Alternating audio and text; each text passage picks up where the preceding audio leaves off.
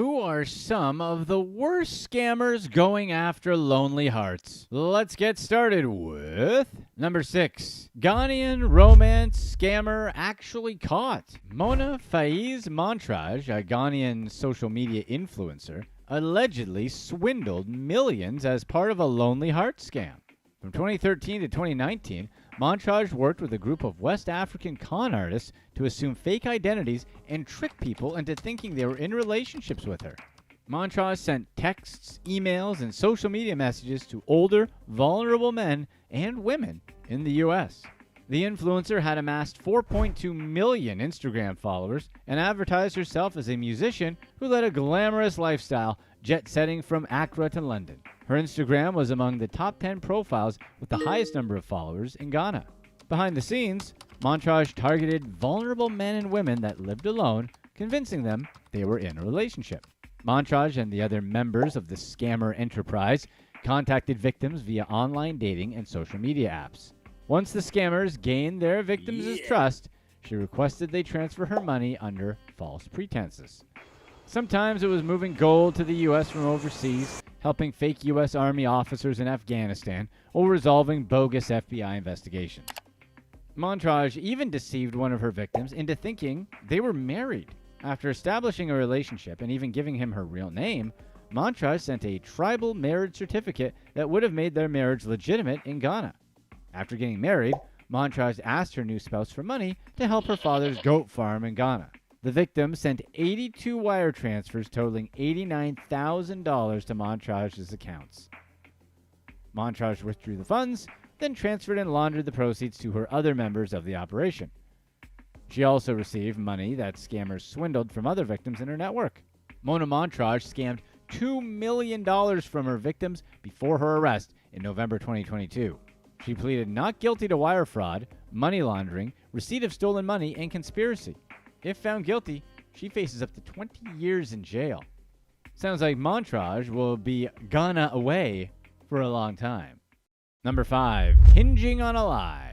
Tech executive Shreya Datta lost hundreds of thousands of dollars due to a pig butchering scam. Datta earned a 6-figure salary at a global tech firm, but felt there was a hole in her life that only a romantic partner could fill. She was newly divorced and decided it was time to find love again. Instead, she lost $450,000 to the man she thought she loved. Datta fell victim to pig butchering, a long con where scammers fatten up victims and then take every penny the target has. Datta created a profile on the popular dating app Hinge. She was matched with a man she believed to be a handsome French wine trader called Ansel Mali, who had recently moved to Philadelphia. As a resident of the Philly suburbs, Datta was excited to connect with someone nearby. Their conversations on Hinge were standard for two people forming a romantic connection, but the tone changed when they moved to WhatsApp. He deleted his Hinge account, saying he wanted to focus solely on his relationship with Datta. Ansel told Datta about his dream to be wealthy and his interest in crypto. He explained that he didn't want to spend his entire life working, and with more money, they could travel around the world. They planned to finally meet in person when Datta returned from a trip to India to visit her family. But when she returned, Ansel told her he had to go on a business trip to San Francisco. Ansel advised Datta to download a crypto trading app through a link he sent her. She converted $1,000 of her savings into digital currency through the exchange platform Coinbase. Datta then sent money to a trading app and watched her investment rapidly grow to $1,250. She invested a further $6,000, which grew to $9,000.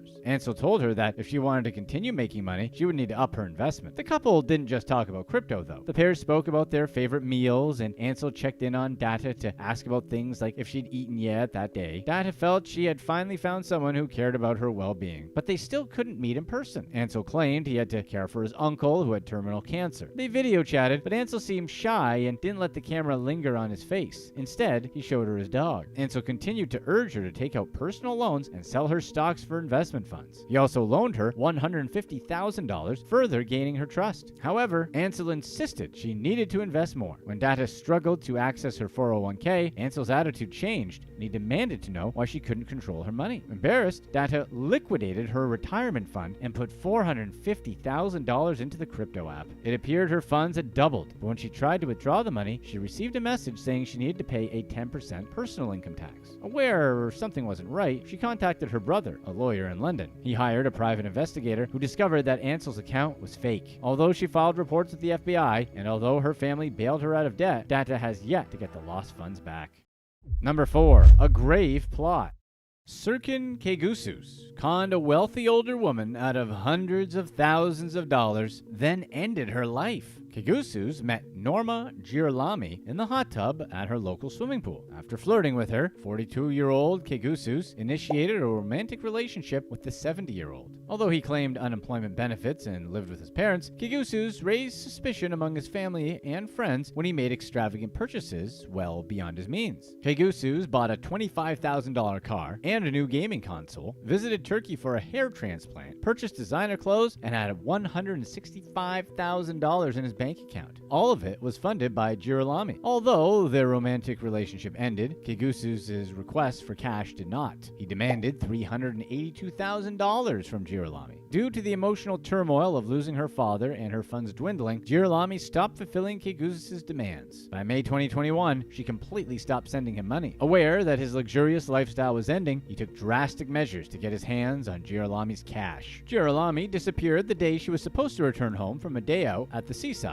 in Leigh-on-Sea, Essex. Kegusus had applied for loans in her name and drained her bank accounts, but told her friends she was alive and would come home soon. Investigators discovered suspicious online searches Kegusus made for hydrochloric acid, garden tools, and caustic soda. He also researched transferring property deeds and will and testament information. Additionally, he purchased handcuffs, gloves, tape, plastic overalls, and a fork tool from Amazon. Girolami was missing for 15 months. During their frantic search, law enforcement analyzed security camera footage and examined forensics. The final clue that led them to Girolami's body was Kegusus' cell phone data, which revealed he was in a churchyard around the time of her disappearance. They discovered her remains in a shallow grave when they visited the location. Authorities arrested Kegusus, who had changed his name to Sean Kea and planned to start a new life in Canada. He admitted to concealing and burying Girolami's body and perverting the course of justice, but denied the murder. He attempted to convince the jury that, although she passed away in his presence, it happened due to natural causes. She had fractured ribs, but the defense argued that she sustained the injuries due to Kegusus' attempt to perform chest compressions. Kegusus also alleged that Girolami was lonely and willing to pay for his company. Since she never reported him to the police for assault or appeared to have bruises or an injury, there was no evidence to suggest that Kegusus could have hurt her. Friends described Girolami as a kind, fun-loving woman who could be overly generous and had been in abusive past relationships. They tried to convince her to stop sending Kegusus money, but she was afraid of him and didn't know what he would do if she said no. He acknowledged how bad his actions made him look, but pressed that he wasn't responsible for her passing. The jury didn't fall for his excuses and found him guilty. Number 3. Secret agent husband. Scottish-born Mary Turner Thompson thought she had met her dream man, but discovered her American husband was living a double life. The single mother met William Allen Jordan online and found him very charming. They sent emails back and forth, and he'd already proposed within 2 weeks of dating. Although Jordan claimed to be infertile due to having mumps as a child, Thompson was pregnant 6 months into their relationship. Jordan also claimed to be a CIA agent working with Britain's MI5. Due to his job, he often traveled on missions, spending long periods away from Thompson and her children. She didn't know that his work trips were a cover to see his other family. Jordan had told Thompson extravagant lies. While she was pregnant, Jordan claimed he met someone on an undercover operation that demanded $255,000. They threatened to take their children's lives if Jordan didn't give the potential kidnappers the money. Thompson sold everything she owned, from her house and car to her life insurance, to protect her children. It took another 2 years for Thompson to discover the truth when an American woman called her and revealed herself as Jordan's other wife. The two women met at a cafe and talked for hours. After the meeting, Thompson immediately dumped him. Jordan denied her accusations and never wavered from his story, stating that time would vindicate him. When his actions came to light, he was charged and jailed in the UK. He was deported to the US upon his release. Number 2. Completely charmed. Retired Australian nurse Margin DeWilt lost her life savings in a cruel romance scam. The single mother of 3 from Adelaide met a charming businessman named Kyle on a dating website. Having struggled to meet somebody her age, Wilt set up an online dating profile. She matched with Kyle, who claimed he was also from Adelaide, but spent years traveling the world for work. He lost his wife 5 years ago and was eager to find a partner to spend the rest of his life with. Kyle seemed perfect. He was charismatic and generous, qualities Wilt thought would make him the perfect partner. He accelerated the relationship by sending her roses, bath towels with her name embroidered on them, and a teddy bear. Kyle even announced he was ready to return to Australia and be with her. He sent her a copy of his flight tickets, and she eagerly awaited his arrival. Then the money request started. Kyle wanted Wilt to keep their relationship private, as it was in its infancy. Once he knew she was isolated from her family and friends, he made up excuses about why he needed money. On one occasion, Kyle told her he had been detained and needed cash for his passport. He also convinced her to invest some of her money to set them up for life. Over 2 months, she sent him $78,000 and $20,000 from her credit card. Despite draining her accounts to keep up with Kyle's demands, she didn't tell anyone about what was happening. When she realized she was the victim of an online romance scam, she told her son, Marcel Blanche de Wilt, about the situation. He looked through her bank account and discovered that the scammer had stolen almost $100,000. They attempted to report Kyle to the police, but couldn't do anything as the scam operated overseas. Wilt admitted that Kyle slowly brainwashed her and that she found it too difficult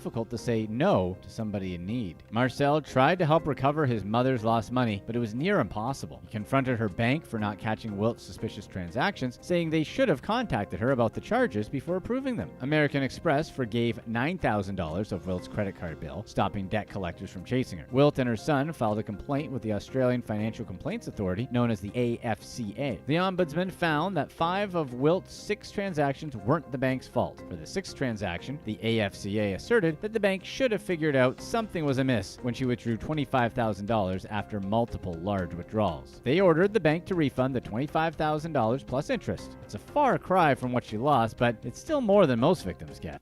Number 1. She was everything. Con woman Nava Ziva Shapiro conned New York movie producer Dean Bivens out of over $1 million for intimate relations. Bivens met Shapiro during a film release party in May 2016. She introduced herself as a film industry consultant and broker and claimed to know big names in the industry like George Soros, Carl Icahn, Warren Buffett, and Bruce Lipnick. Shapiro offered to help Bivens promote his work at Groovy Boots Productions, where he was president. Instead, she lured him into a fake romantic relationship. When they met, Bivens had been single for 10 years, making him an easy target for the fraudster. Shapiro told him that she recently fell on hard times, but with his help, she would get back on her feet. Due to being raised in an Orthodox Jewish family, Shapiro claimed she needed designer shoes and sexy lingerie to be intimate. She also stated she could only engage in a physical relationship when they stayed in fancy hotels. Us too. So Bivens paid for nights at high-end hotels like the Waldorf Astoria, the New York Palace, and the Ritz-Carlton Battery. He also covered other expenses, including buying her an apartment. As the relationship progressed, Shapiro took control of all aspects of his life. She caused him to break all ties with his family, stole his credit card information, and tracked his location. Shapiro also introduced him to her family at a synagogue when he attempted to break up with her. But when she left him alone with them, they refused to sit near him. Bivens finally realized she was a scammer when he visited her apartment, which he bought, and discovered she changed the locks. Once inside, he found the gifts he had bought her still in the wrapping. Shapiro begged him not to evict her, saying she would have to move back in with her old uncle if he kicked her out. Bivens later learned that the man she referred to as Uncle Joel wasn't her relative, but an 83-year-old man she shared a physical relationship with. By this point, Bivens had spent $408,640 on high-end furniture, $260,000 on luxury clothes, and $130,700 on home accessories and other expensive items. When Bivens changed the locks himself, Shapiro retaliated by claiming he assaulted her and had him arrested. She filed a $25 million lawsuit against him, accusing him of battery, assault, and emotional distress. Bivens countersued for $10 million, claiming negligent misrepresentation, breach of contract, conspiracy to commit fraud, unjust enrichment, and intentional infliction of emotional distress. These are some of the worst people to take advantage of lonely hearts. Let's get started with number 5, notamatch.com.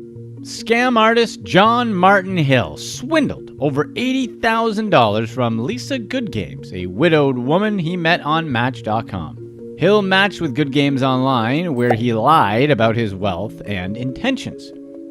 Hill told Goodgames he was in love with her and that he would buy her a house. The guy was a real pickup artist. The relationship between Hill and Goodgames moved very quickly. Within a week of meeting, they decided they wanted to get married and live together. Once Hill had Goodgames' trust, he began to exploit it. Hill convinced Good Games to buy them a house and furniture. He requested she give him some money toward the purchases to prove she was serious about their relationship. Like your great-great-grandparents did when they got married, except it was goats. Good Games sent him a certified check of $75,000 for the house and furniture and an additional $8,500 in cash. Once the check cleared, he went on a spending spree in Atlanta, where he bought clothes, food, and a BMW sedan. The purchase of the house failed because Hill couldn't provide proof that he would be able to pay for it. Mainly because before he deposited Good Games' check in his account, Hill had a balance of $9.84. With the sale falling through, Hill suddenly distanced himself from Good Games, making excuses for not being able to provide proof of funds. She demanded her money back, and Hill responded by blocking her number. It was then that Good Games realized Hill had given her a fake address, claiming he lived in the Atlanta suburb of Johns Creek. This guy wasn't who he said he was. Good Games contacted the police and reported that Hill had tricked her into giving him thousands of dollars. She explained that he pretended to be interested in her and made false claims about his wealth and intentions. Good Games also provided police with financial records, a copy of the check she wrote, and screenshots of their conversations. Despite all the evidence, Hill still claimed he never went shopping for houses with Good Games and that the money she gave him was for a business transaction rather than buying a home. Technically, he was right, as he made quite a few transactions. Investigators discovered Hill had arrest warrants in multiple states, including Delaware, Maryland, New Jersey, and Virginia. He was also facing similar charges for fraud in Fulton County. Hill had run quite a series of other scams. In one, he used Craigslist, Instagram, and other social media sites to pose as the CEO of a company that recruited high school athletes, promising to help them earn varsity scholarships. Hill also advertised employment at his fake company and interviewed women that responded to his posting. Once he had their information, he would ask them for cash for background checks, insurance, work permits, or a cell phone. He would give them a proposed employment start date, but then stop contacting them. Following his arrests, Hill would post bail, skip town, and change his name, thus avoiding lengthy prison stints. But Hill couldn't run forever. He appeared before the Gwinnett County Court, where he was convicted for his fraudulent activities and sentenced to 7 years in prison. Additionally, the court ordered him to pay $83,500 in restitution and imposed several restrictions on Hill, including prohibiting contact with Good Games and forbidding him from using any online dating site. John Hill ultimately ended up in a new house, the big house. Number 4, a lonely vacation.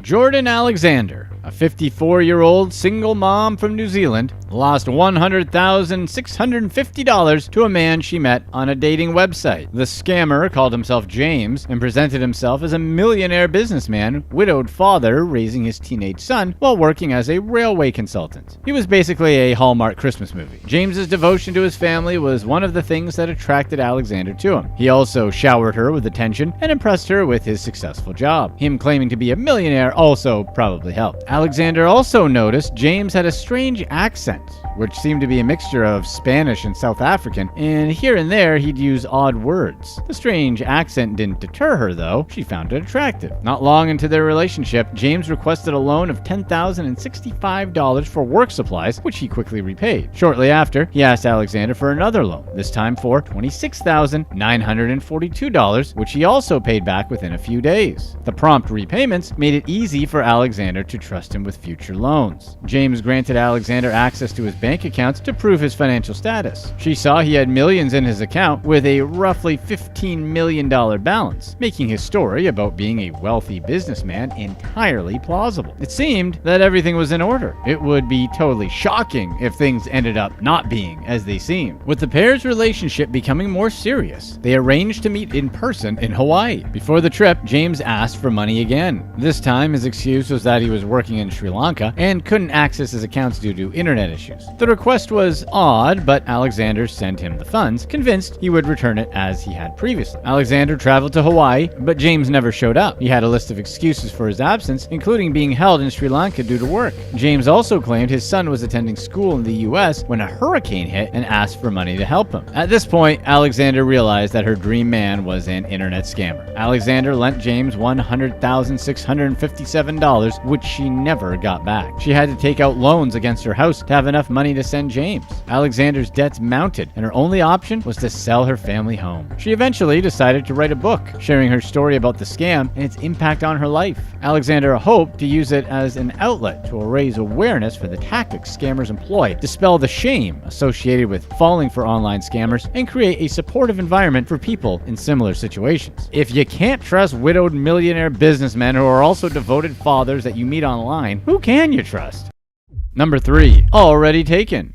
Diane Peebles, a 61-year-old woman from Scotland, spent over $121,000 on her Sri Lankan husband, but learned he was already married to someone else. Peebles met Priyanjana de Zoisa while on vacation in Sri Lanka when she was 53 and he was 20. The couple got married despite their 33-year age gap. They probably had so much in common, how could they not get married? However, de Zoisa was living a double life and was already married to an 18-year-old local girl. Peebles used her life savings to buy her and her new husband a home in Sri Lanka. She put the property in her husband's name as it was supposedly difficult for a foreigner to own a home in the country. Peebles also spent $38,000 on a Toyota Hiace minivan for de Zoisa to use as a taxi, bought furniture and gifts for his family, and covered the costs of their food and fuel while living next door to them. De Zoisa caught Peebles' attention while she was on vacation. He was working at a hotel and as a tuk-tuk driver and asked Peebles for her cell phone number and address. They began communicating via text, and Peebles enjoyed de Zoisa's attention. After a few months of talking, Peebles returned to Sri Lanka to see de Zoisa. They went to the registrar's office where Peebles thought they had to log their intent to marry, but de Zoisa unexpectedly urged her to proceed with the wedding that day. At first, de Zoisa was a loving and attentive husband. Peebles sold her apartment in Scotland for $128,000 and retired from her customer service assistant job so they could start their new life. It was still earlier in their relationship when de Zoisa and his family seemed to rely on Peebles to support them financially. She funded the building of a new 3-bedroom home, bought a fridge freezer and a water purifier for the family. The money Peebles made from selling her apartment didn't last long, which meant she had to live off her $444 a month pension. But it was worth it, right? They were married. How could this backfire? On Valentine's Day in 2016, Peebles found a card addressed to de Zoisa that said, "To my husband." Peebles confronted him about it, and de Zoisa claimed it was a prank. But she discovered the card was from his other wife, whom Peebles met when the local girl visited for tea. Peebles was grappling with the realization she was being exploited when in 2017, thugs shot and killed de Zoisa. She believed that, in response to the money she had given him, the thugs became jealous and started extorting him for cash too. Everything Peebles paid for, such as the house and de Zoisa's vehicle, was in de Zoisa's name. His passing left her stranded in Sri Lanka while she struggled to reclaim her assets. Eventually, Peebles returned to Scotland with the help of some friends she made online, including a retired police chief. Since the traumatic ordeal, Peebles has attempted to rebuild her life and has warned other women against getting into similar situations. Number 2. Losing everything. Donald Griffith thought he met the love of his life online. Instead, he lost his entire life savings in an online romance scam. Griffith thought he'd fallen in love with a woman named Mary, who was working abroad and needed financial help. Mary was a ring of Nigerian scammers, and over the course of 3 to 4 years, Griffith sent increments of money up to $40,000 at once to whom he thought was his dream woman. Griffiths was lonely, and when Mary entered his life, he thought they shared a genuine connection. She used his interests and background to build trust and make him believe they had a real relationship. The scammers not only convinced him to send them money, but they also made him think his family members were only after his money. This made Griffith weary and skeptical of his family's intentions and further isolated him from people that could have caught the scam. Griffith sent a total of $750,000 to the scammers throughout his fraudulent relationship. Even though they were romantically involved for years, Griffith never spoke to Mary on the phone. Avoiding talking on the phone is a common tactic scammers use to prevent shattering the illusion and not to arouse suspicion. An FBI investigation into the Nigerian scammers uncovered that they were scamming a significant amount of money out of multiple victims at the same time. They targeted elderly victims and stole upwards of $22 million. Griffith passed away in a dire financial state. After losing his life savings, his health deteriorated and he didn't have the financial resources to care for himself, struggling with basic necessities like eating eating healthily. The FBI indicted 10 people involved in the crime ring, 9 of whom were either found guilty at trial or through a plea bargain, while at least 1 remained at large in Nigeria. Elderly fraud is on the rise in the US, with scammers preying upon people who are lonely and seeking attention and using various avenues on the internet to target the country's elderly population. According to the FBI, seniors lost $1.7 billion in scams in 2022, partially caused by an increased online presence where they communicate with relatives, online shop, and even search for love. Number 1. The Secret Mission.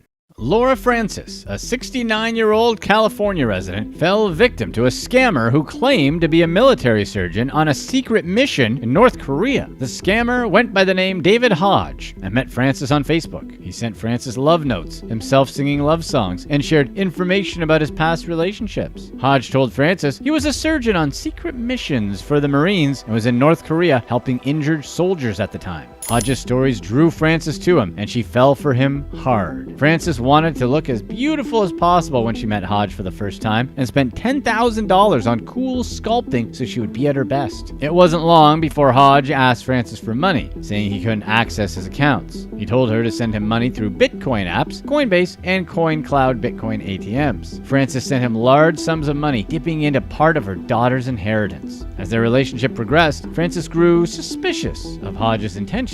Hodge reassured her by sending her a bank statement from an Ohio bank stating he had a $3 million balance. The statement had a Chase Bank P.O. box, which was likely fabricated. Hodge told Francis he could buy an engagement ring through a military program, but he needed her to send him $42,568 to cover the cost of the ring. She eagerly waited for it to arrive, but the package never arrived. Instead, she received a cheap zirconia ring with a $9.99 price tag on it. Francis confronted Hodge about the ring, which he said must have been a mistake and that he would sort it out. Francis's daughter was suspicious of Hodge and convinced her to join Plenty of Fish. Francis met another man, Robert Manguire, who claimed he was an oil rig executive. She told him about her relationship with Hodge, and Manguire said he could hack computers and get to the bottom of all of this. Manguire discovered David Hodge was a Nigerian scammer named Dom. Manguire informed Francis that he had contacted the military, where Hodge said he was stationed, to tell them that Hodge was sharing inside information. Francis turned her attention from Hodge to Manguire and quickly developed feelings for him. Manguire then convinced Francis that David Hodge had been arrested for espionage and being a spy. This, of course, spun Francis out. She didn't just turn off the feelings lights right away. Instead, she sent $60,000 to bail Hodge out. Francis had no clue she was falling further victim to the scam. Eventually, Francis realized that David Hodge and Robert Manguire worked together to deceive her. Manguire pretended to expose Hodge to encourage Francis to pay more money into blockchain accounts to recover her original funds. She later made the devastating discovery that the scammers were in on it the entire time. Francis worked with a group called Social Catfish to get her money back.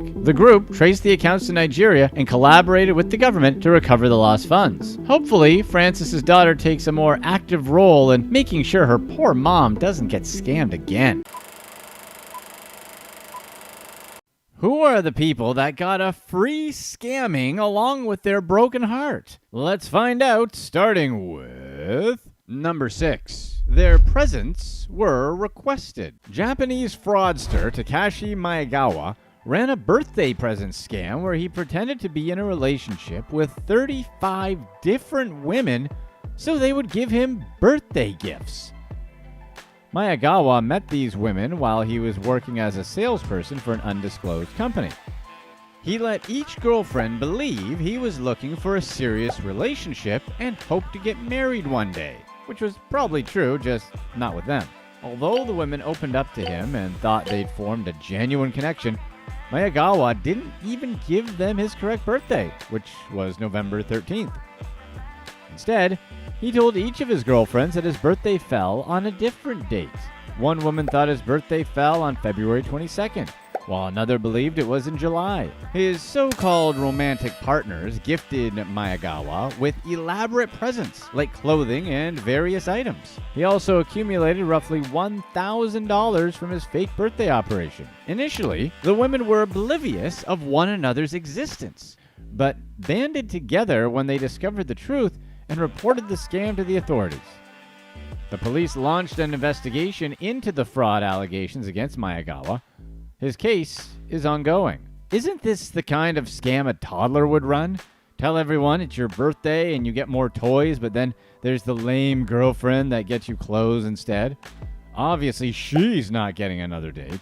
Well, none of them are, but especially her. Number 5, the reverse scamming. Former police chief officer Manjit Singh stole $1.27 million from her employer to send to a man she met on a dating site. Singh worked as a police officer in Malaysia before she moved to the UK. She transitioned to working for the legal office of Lay Dat and Beg in Liverpool, England. At first, she volunteered in IT and eventually became a full-time employee. Not long after she became full-time, Singh's boss, Mr. Beg, taught her how to transfer money between client and office accounts for making payments. A few years later, she met Ravi Jani on a dating website where the couple exchanged hundreds of messages, and Jani confessed he was falling in love with Singh. The scammer said he worked on a rig in Dubai and constantly told her how beautiful she was and how much he cared for her. He told her he planned on looking after her and creating a life together, reeling her in. It didn't take long before Jani started asking for money. At first, he just needed a few $1,000s, but Singh sensibly said no. But as her feelings deepened, she eventually agreed. Suddenly, Jani needed money all the time. He had to cover the cost of shipping equipment and said that once the equipment arrived, he could leave Dubai to be with her. But he never did, and the excuses continued. Jani said his rig in Dubai encountered delays, so he couldn't access his own funds and needed cash urgently. Then he needed money for travel expenses to fly to the UK and visit Singh. And every time Singh sent him money, Jani insisted he would pay her back once the issues were resolved.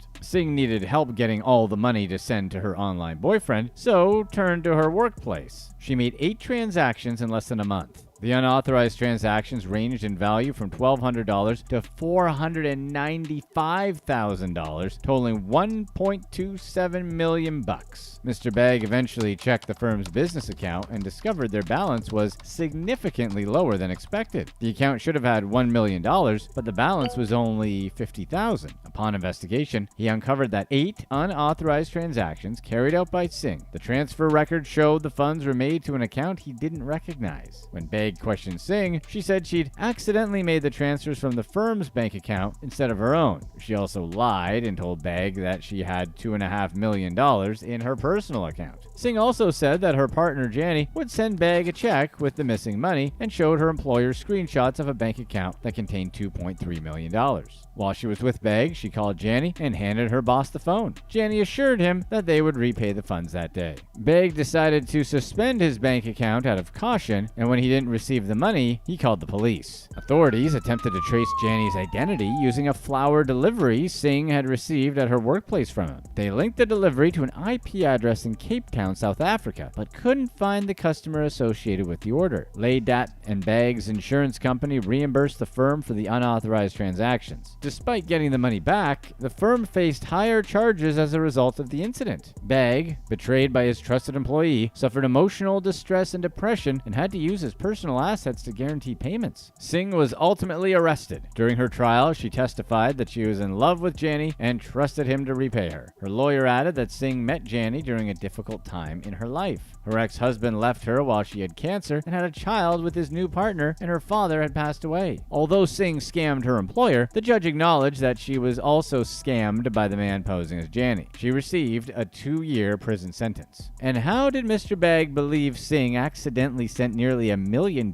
from the firm's account, mistaking it for her own account? He just accepted that she had that much money? It sounds like Mr. Beg was being a cool boss. Number 4. Such a classic Florida woman move. A Florida woman, Susan Rizzo, lost $25,000 to a con man she met on a dating site. We know when you heard Florida woman, you were thinking, all right, she probably did something crazy like biting an alligator or something. Everyone is insane in Florida. Unfortunately, she was scammed. The scammer posed as Nicholas Edwards, a U.S. soldier stationed in Afghanistan. The two connected on the dating platform Plenty of Fish, and over a 2-month period, they exchanged phone calls and texts daily. Edwards shared stories of military missions and losses he experienced on the job, creating a connection with Rizzo. He referred to her as Cherry Blossom, and despite the distance, they seemed to share an intimate, emotional connection. Rizzo thought she was Edwards' confidant. The alleged soldier said he endured severe trauma on the job and was emotionally vulnerable. Edwards Edwards was ready to return to the U.S., but told Rizzo that military provisions required him to handle his own flight arrangements. The scammer said that he had made significant personal sacrifices to escape Afghanistan and was in a dire financial situation. He was desperate and would be stranded in the country unless Rizzo sent him money. He promised to repay her as soon as he returned to the country, and Rizzo believed him. Why wouldn't she? So she reluctantly deposited $25,000 into his bank account. But then Edwards immediately asked for another $3,000,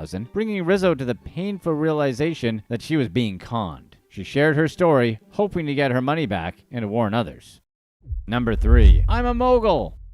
Ko da Silva posed as a successful music producer to con multiple women out of $338,000. The Brazilian scammer met his victims on dating platforms like Tinder to establish romantic relationships with women. He had multiple accounts under different names and said he was a successful producer and composer in Brazil's country music scene. Da Silva took the women on extravagant dinner dates to restaurants where he appeared to be well connected and always picked up the check. He introduced his victims to his family, including his children, which convinced the women they were growing closer to the wealthy executive. Shortly into each relationship, Da Silva would say he was experiencing financial difficulties, like being locked out of his bank account or needing to cover emergency expenses. He then asked the women for money and promised to pay them back. Since he had created the illusion that he was wealthy, the women believed him and gave out the loans. As it turns out, Da Silva had a previous criminal conviction for embezzlement, which he committed before his romance scam. One of his victims was Thalita Silva, a lawyer.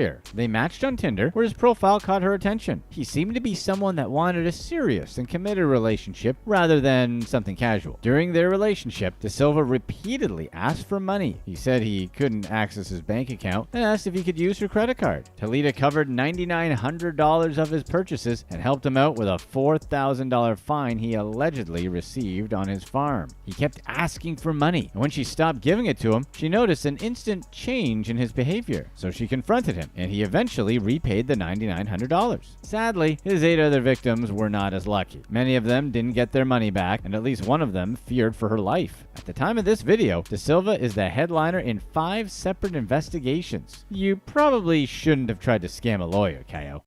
Number 2. Feeling loved. British mother Sharon Bulmer lost more than $100,000 to a catfish. A con artist who went by the name Murphy Townsend contacted Bulmer on Facebook. He said he was a 56-year-old U.S. soldier stationed in Syria and that he had been watching her profile, which is a really creepy thing to say to someone, isn't it? After exchanging a few messages, Bulmer gave him her email and they moved to Google Hangouts. Bulmer believed Townsend had a 17-year-old daughter and that he had recently lost his wife. He talked about his loneliness and said that he just wanted someone to talk to. Over a period of 2.5 years, the 51-year-old mother of 2 sent Townsend over $100,000. But Bulmer didn't realize that the catfish's photos were actually Latvia's Minister of Defense, Artis Pabriks. Despite the Latvian Defense Office's attempts at removing accounts with Pabriks' image, Townsend's Facebook account was one of hundreds of catfish profiles that used the Minister of Defense's photos. Sadly, Bulmer was so invested that she ended her 29-year-long relationship with her partner to pursue a relationship with Townsend. Despite their connection, Townsend would grow agitated whenever Bulmer asked him questions about his life. He would refuse to give her answers, and when he did, they would be vague ones. Additionally, he said he wasn't allowed to make video calls at his army base. So she left a 29-year relationship for a guy she never even video called and who got mad when she asked basic questions about him. It's like the red flags had red flags. After speaking every day, Townsend finally asked if he could visit Bulmer in Manchester, England. Of course, she said yes. But then he said there was one problem. He was having financial issues. He asked her to send him money to pay for his flight and asked that she use Bitcoin, which he said was the safest way to handle the funds. After a few days without communication, Bulmer finally received a message from a different email address, but under Murphy Townsend's name. The sender asked for an additional $19,000 for the flight, which she paid. At the end of the month, someone posing as a doctor contacted her to say that Townsend was in the hospital. They said that he was unconscious but would be okay. She didn't ask for more details and didn't contact Townsend until he messaged her weeks later. He wanted to know why she hadn't reached out to him sooner, and she said that she believed she was scammed by someone using his email address. Townsend seemed shocked. He told her that he was shot on his way to the airport and would need to be in the hospital for 6 more weeks. He also said he couldn't return to the army base as he lied and told them he was returning to his family in the US rather than flying to meet Balmer in the UK. He said he lost his computer during the fighting, confirming what Balmer had assumed, that someone had stolen his computer. Townsend said he needed $6,300 for his medical bills, which Balmer paid. Once he had the money, he announced that he would leave the army for good and move to Manchester with her. But before the move, he would have to return to the US to sort a few things out and prepare to bring his daughter to the UK. He said he was dealing with administration fees, airlifting fees, and fines for ending his contract early, and began asking Balmer for money on a weekly basis. Although she hoped he was the man she fell in love with, Balmer finally grew suspicious of him. When she asked him to send her pictures, he sent a screenshot of photos from the Facebook profile of Mike Douglas. So she asked him to send her pictures in his uniform. He sent over more pictures through the Mike Douglas account, and when she challenged him, he said they couldn't use Facebook when he was on a mission. The scammer also said that someone hacked his original Facebook, which is why the name on it changed. Finally, Balmer wanted proof of his injuries from his hospital stay. He sent her a copy of a letter signed by a pediatric orthopedic surgeon. The dates also didn't correspond with when he told her he was in the hospital. Balmer eventually contacted the U.S. Army to ask if anyone named Murphy Townsend was serving. They confirmed that nobody under that name was serving in the Army Reserve or as a general officer. She also learned that the 37th Infantry Brigade combat team he said to be a part of was from the Ohio National Guard, not the Army Reserve. Balmer eventually confronted the scammer, armed with new information, to which he responded, "Are you dumb?" And that was the end of that. When all was said and done, Balmer ended up $47,000 in debt. How brutal was that? Balmer had lost everything: money, a relationship, self-worth, and then was called dumb to cap it all off. Number 1. Just wait a couple years. Dimitrios Limberatos, a convicted former pharmacist, spent the days leading up to his prison sentence looking for love on Tinder. Limberatos' legal issues stemmed from his New York-based pharmacy business. The DEA discovered discrepancies in his pharmacy's application regarding controlled substances and opened an investigation into his business practices. Limberato responded by sending a greeting card filled with a controlled powdered substance to one of his investigators' homes, which resulted in additional charges of obstruction of justice. He's just full of good ideas, isn't he? Limberatos pleaded guilty to charges of conspiracy to commit healthcare fraud, conspiracy to commit money laundering, and obstruction of justice. He also admitted that he committed his crimes while under the influence. Limberatos received a 3-year federal prison sentence and was required to report to prison on July 24th, 2023. Before his sentence began, Limberatos created a Tinder profile in which he openly disclosed his upcoming federal prison term. In his bio, he emphasized that he was being honest and not hiding anything, encouraging anyone interested to message him. Despite wearing an ankle monitor and adhering to a court-appointed curfew, Limberatos went on a few dates with some of the people who he met through Tinder. Maybe he'll even keep talking to some of them now that he's in prison. After all, since he's honest about his situation, he would be a much better person to date than a real romance scammer. Who are these romance scammers, and who's the woman the scammers love to use to lure unsuspecting men? Let's get right to it with number 4. That's my girlfriend too!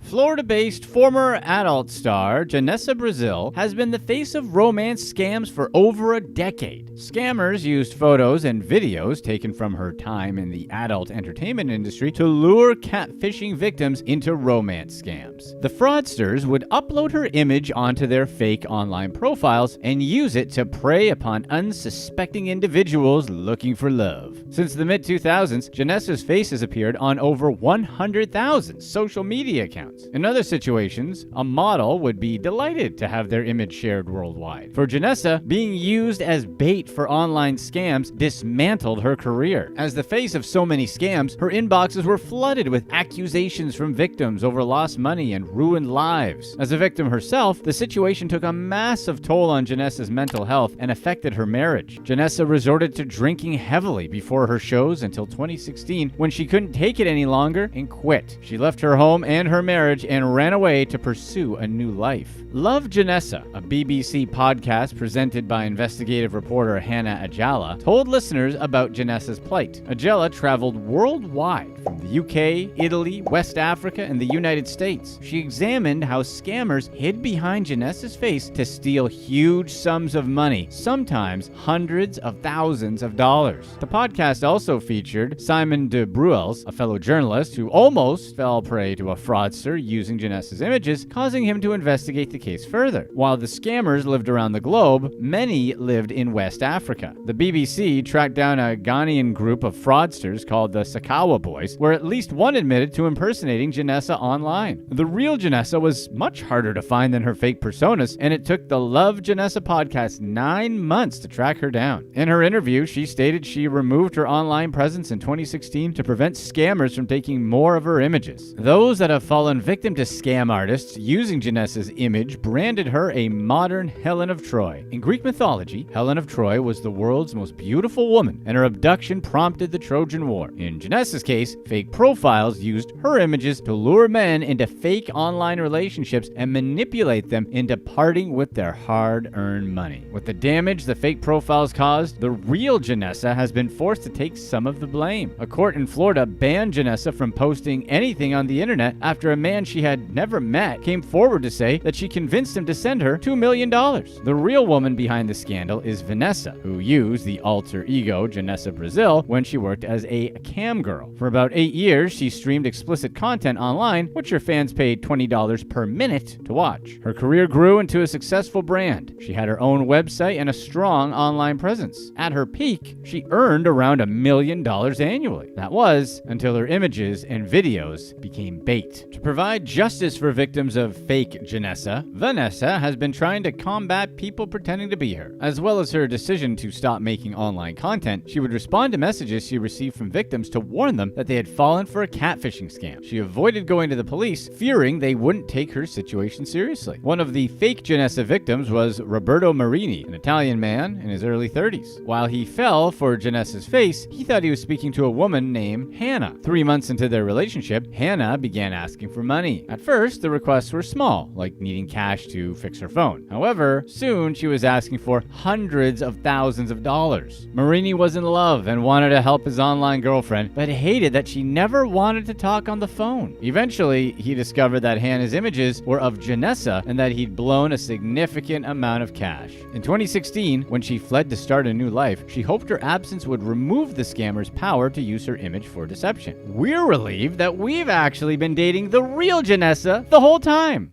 Number 3. Casanova Coombs. For decades, serial conman David Coombs stole thousands of dollars from his victims after befriending and seducing them. Many men and women fell for his charming ways, and his years of lies and deception earned him the nickname Casanova Coombs. Despite stealing significant money from people, Coombs claimed he hated living off their cash, and everyone believes him. Coombs blamed his low confidence for his crimes, claiming it compelled him to offend repeatedly. Coombs stated his behavior was rooted in the belief he wasn't good enough for anyone, so apparently he thought stealing all their money would change that? One of Coombs' victims, Carol Ann, was drawn to Coombs after they became friends. She thought he was a genuine, caring man whom she trusted. Coombs claimed he knew of a place Carol Ann could rent and requested she give him the money for the deposit so he could put it down on her behalf. Carol gave him $621, but Coombs promptly spent it and never paid her back. Coombs' life of crime caught up to him in 2017 when a judge sentenced him to 4 years in jail for multiple fraud offenses. Coombs served a portion of his sentence and was granted early release on license, meaning he had to follow certain conditions like regular meetings with his community offender manager. According to Coombs, the meetings with his community offender manager made him anxious. So he did what most people with anxiety do. He ran away to Turkey and Russia, two places clearly known for their calming effect and chilled out vibes, and he stayed for 2 years. Coombs had started a relationship with a woman named Olga, whom he started messaging when he was on license. Coombs claimed she tried to coerce him out of $2,500, but as a career criminal, he knew her game. In response, Olga turned the situation around, blaming him and forcing him to confront the kind of person he was, which caused him to realize that he didn't want to be that person anymore. However, with Coombs' skills of deception and manipulation, the accuracy of his version of events was questionable. His escape to Russia violated the terms of his license, resulting in the extension of his sentence. During Coombs' parole hearing, the parole board heard from his victims and his community offender manager. After reviewing his case, the board rejected his request as they feared he was capable of bad behavior. The psychologist reviewing Coombs' case described him as a coercive and controlling, which were traits he hadn't tried to fix, and stated he posed a high level of danger for coercing new victims. As a result of his absconding to Russia and fears of his behavior if he were to be released, the court extended his sentence in 2020. They should just send him back to Olga, though. We know nothing about her, but we feel she's a stout, short woman with a slight mustache and a bad attitude. Olga's not someone to be trifled with. Number 2, the worst boyfriend. In the summer of 2018, Rochelle, a woman in her 70s nearing retirement, joined the dating website Our Time, where she met Nelson Roth. The pair shared an instant connection, and Nelson seemed to be falling in love with Rochelle. He would brag to her about his lavish lifestyle and multiple homes. Within a few weeks of dating, Nelson organized a meeting with a high-end New York City broker to look into Connecticut real estate. However, he didn't attend the meeting and asked Rochelle to go in his place and not mention him. That request was just the beginning of his strange behavior. Soon, Rochelle was out tens of thousands of dollars to a man that was nothing of what he seemed. Nelson created a strong perception of wealth. He presented himself as a well-connected, wealthy businessman, boasting about his expensive possessions and relationships with influential people. Nelson's apparent wealth lured his victims, which he used to gain their trust. But it was an illusion, and his victims funded his extravagant lifestyle. Nelson frequently borrowed money from those around him, especially Rochelle. Early in their relationship, Nelson approached Rochelle in a distressed state, claiming he needed to make an important purchase. It was a Friday night, meaning his broker was inaccessible, and he wouldn't have the money in time for the transaction. Nelson just needed $7,000, which Rochelle didn't have that kind of money on hand, but her daughter, Julia, did. He promised to pay the money back on Monday, plus an extra $500. Julia was already suspicious of her mother's new love interest and was furious that he asked to borrow money. She reluctantly handed over the cash, but had a bad feeling about the situation. Nelson didn't have the money when Monday arrived and had a new excuse for the late repayment with every day that passed. When he claimed he had been in the hospital for heart problems, Julia called the hospital to verify he was there. They told her they didn't have a patient named Nelson Roth, but he said they wouldn't have his information on hand as he was on a VIP floor.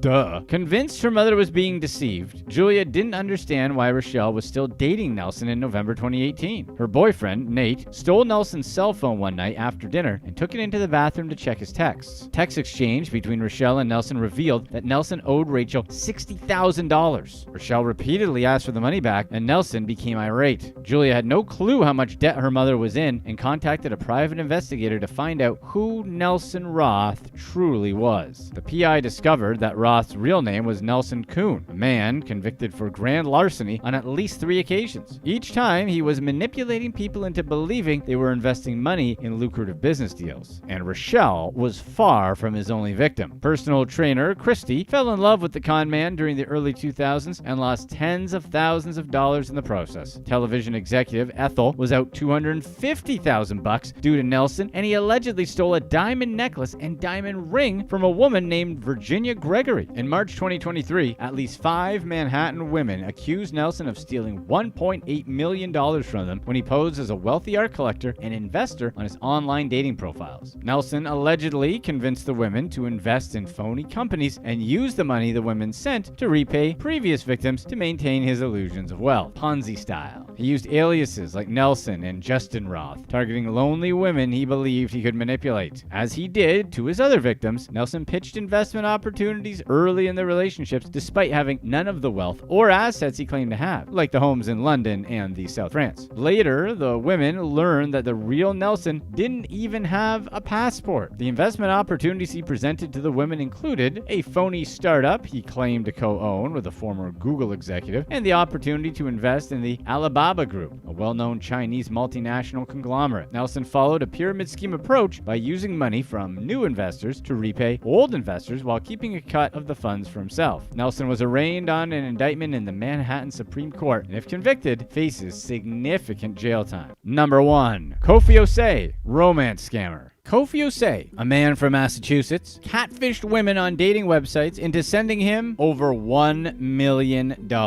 Between 2016 and 2019, Osei's victims sent over $4 million, with at least 3 women sending over $500,000 each. He opened multiple accounts on online dating websites and used fake identities to open bank accounts. Once Osei received the funds from his victims, he would withdraw it in cash and use it to purchase cashier checks or spend it on personal expenses. For a while, Osei posed as a man working on an overseas oil rig and used multiple fake names to lure his victims. Once he established a relationship, he would claim he needed financial assistance for medical emergencies, legal problems, or accidents on the rig. He arranged to meet at least one of his victims in Florida, but canceled the meeting, saying there was an explosion on the rig and he was in police custody in Dubai. Osei asked his stood-up victim for funds to pay his attorney fees, to which the woman transferred $36,000 into his bank account. The same woman sent 2 wire transfers that totaled $125,000 to Osei, and he'd spent almost $120,000 within 3 days. Osei took a total of $161,000 from the woman. For his next scam, Osei created a profile on the dating site Plenty of Fish, where he posed as a man named William Woodcocks. He targeted a woman from Montecito, California, and gained her trust by talking to her over email and telephone. Osei claimed he was working in France and that there was an accident at his workplace. He asked the woman to send him money to help out the injured, so she sent over $65,000. Osei used Plenty of Fish to create another profile under the name Harry Micasel. This time, he targeted a woman from Bradenton, Florida, and told her he worked on a drilling platform in Houston, Texas. He convinced her to send him funds for drilling equipment and made her his power of attorney on his company's bank account in the Bahamas. Osei told her that the business account was frozen and asked her to pay to unfreeze it. She ultimately sent him $270,565.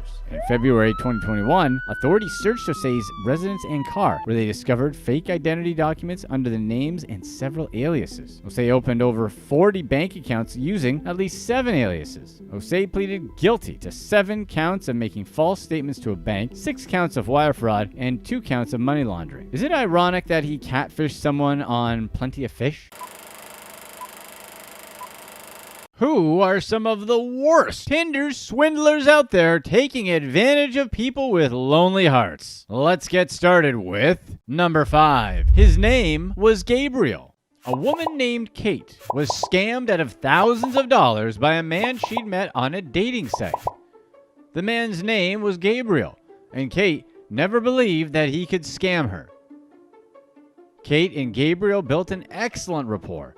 They flirted a lot, but also discussed the mundane nitty-gritty of their days. Kate was cautious of this newfound romance, so she made sure she vetted him extensively. She knew that scammers gonna scam. Kate tried a reverse search of his photos on Facebook and found an old Facebook account of him. She also made sure she received a lot of selfies from him. Kate did her due diligence. In the end, she discovered that the Facebook account was a hacked one, and Gabriel walked away with $11,000.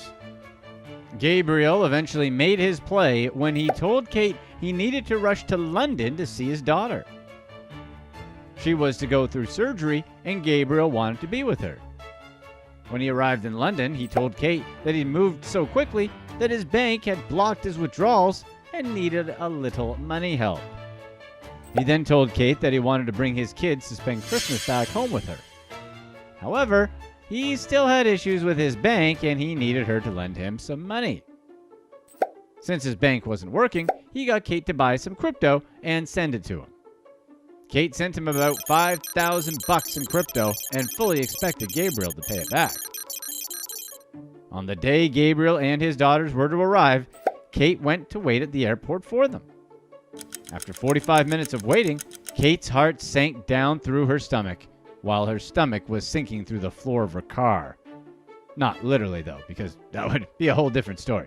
When Gabriel finally contacted her, he said customs had detained him because of an antique piece of jewelry he'd bought and he needed $5,000 to clear it. At this point, she thought she was being scammed, but she still sent $1,750 to an account Gabriel said was owned by a custom agent. The transfer was picked up by her bank and she was informed that the account was linked to fraud. After jumping through many hoops, Kate was luckily able to get her money back. Now, she shares her story with others in the hopes that it will help them avoid getting scammed. Number 4. Locked and Loaded.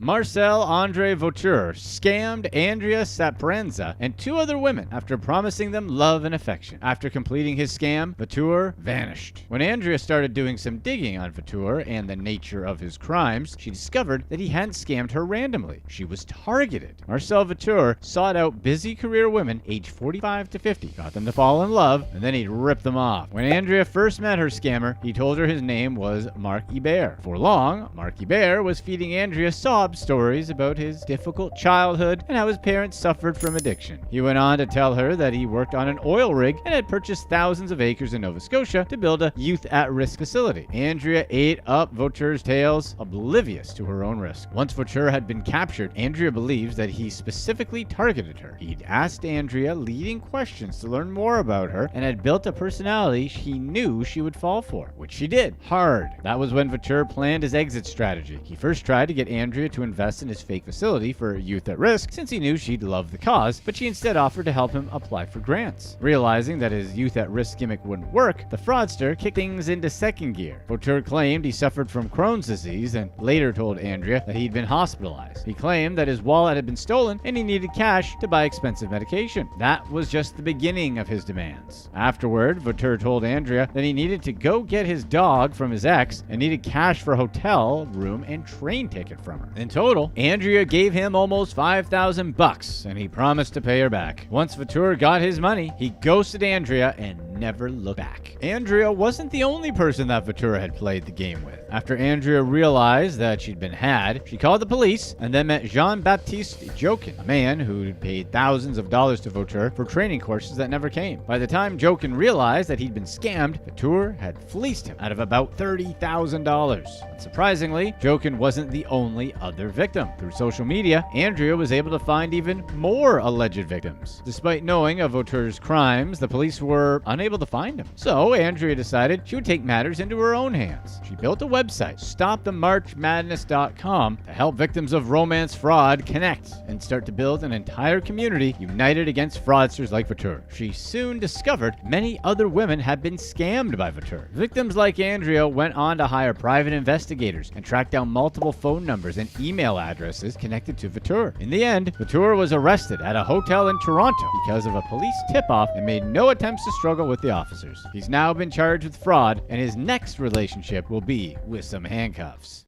Number 3. Swindler Recipe. Patrick Giblin scammed hundreds of women with false promises of love through online dating sites. Giblin wooed these women with stories about his respectable family and got them to send him thousands of dollars. By the time Giblin was caught, he'd scammed his victims out of thousands of dollars. Giblin wasn't just your average lover boy scammer. He was an extraordinarily prolific one and had scammed over 100 women using the same potent mixture of lies, promises of love, and fraud. The only way Giblin maintained his prolific record with his schemes was to target specific women. Giblin targeted vulnerable women who had just recently ended a long-term relationship or suffered the death of a loved one. His mother must be proud. Once Giblin found women that fit his profile, he went on to provide a shoulder to lean on. Then he gained their trust and used that trust to scam them. One particular thing about Giblin is his dedication to his craft of fraud. Even after getting caught and serving prison time, he still found himself perpetuating the same scam over and over again. Even while he was in prison, he went online and still scammed women with the same awful lies. Even after serving prison time, Giblin got himself arrested again, but escaped custody like the slimy little goblin he is. Giblin became a fugitive thereafter, but even that didn't stop him from continuing his scam. Giblin was was so meticulous with his scams that he kept detailed notes on every potential victim. These notes included their names, what they did for work, their hobbies, and what sort of man they were looking for. Giblin had to make sure he never got his victims mixed up. Giblin's scamming operation is so extensive that the authorities say they've never seen so many romance scams connected to one scammer. At his hearing, Giblin admitted that he'd stolen up to $200,000 from women over the years. That number is likely higher, as police have evidence that Giblin has been in the scamming business since at least 2000. Giblin was first caught by the police in 2005 after investigations revealed that he'd scammed an Ohio woman. While in the system, Giblin admitted to the police that he'd scammed over 80 women in 5 years. That's 16 women in a year. Giblin pleaded guilty to his crimes, and the court slammed him with a 9-year sentence. After serving 5 years,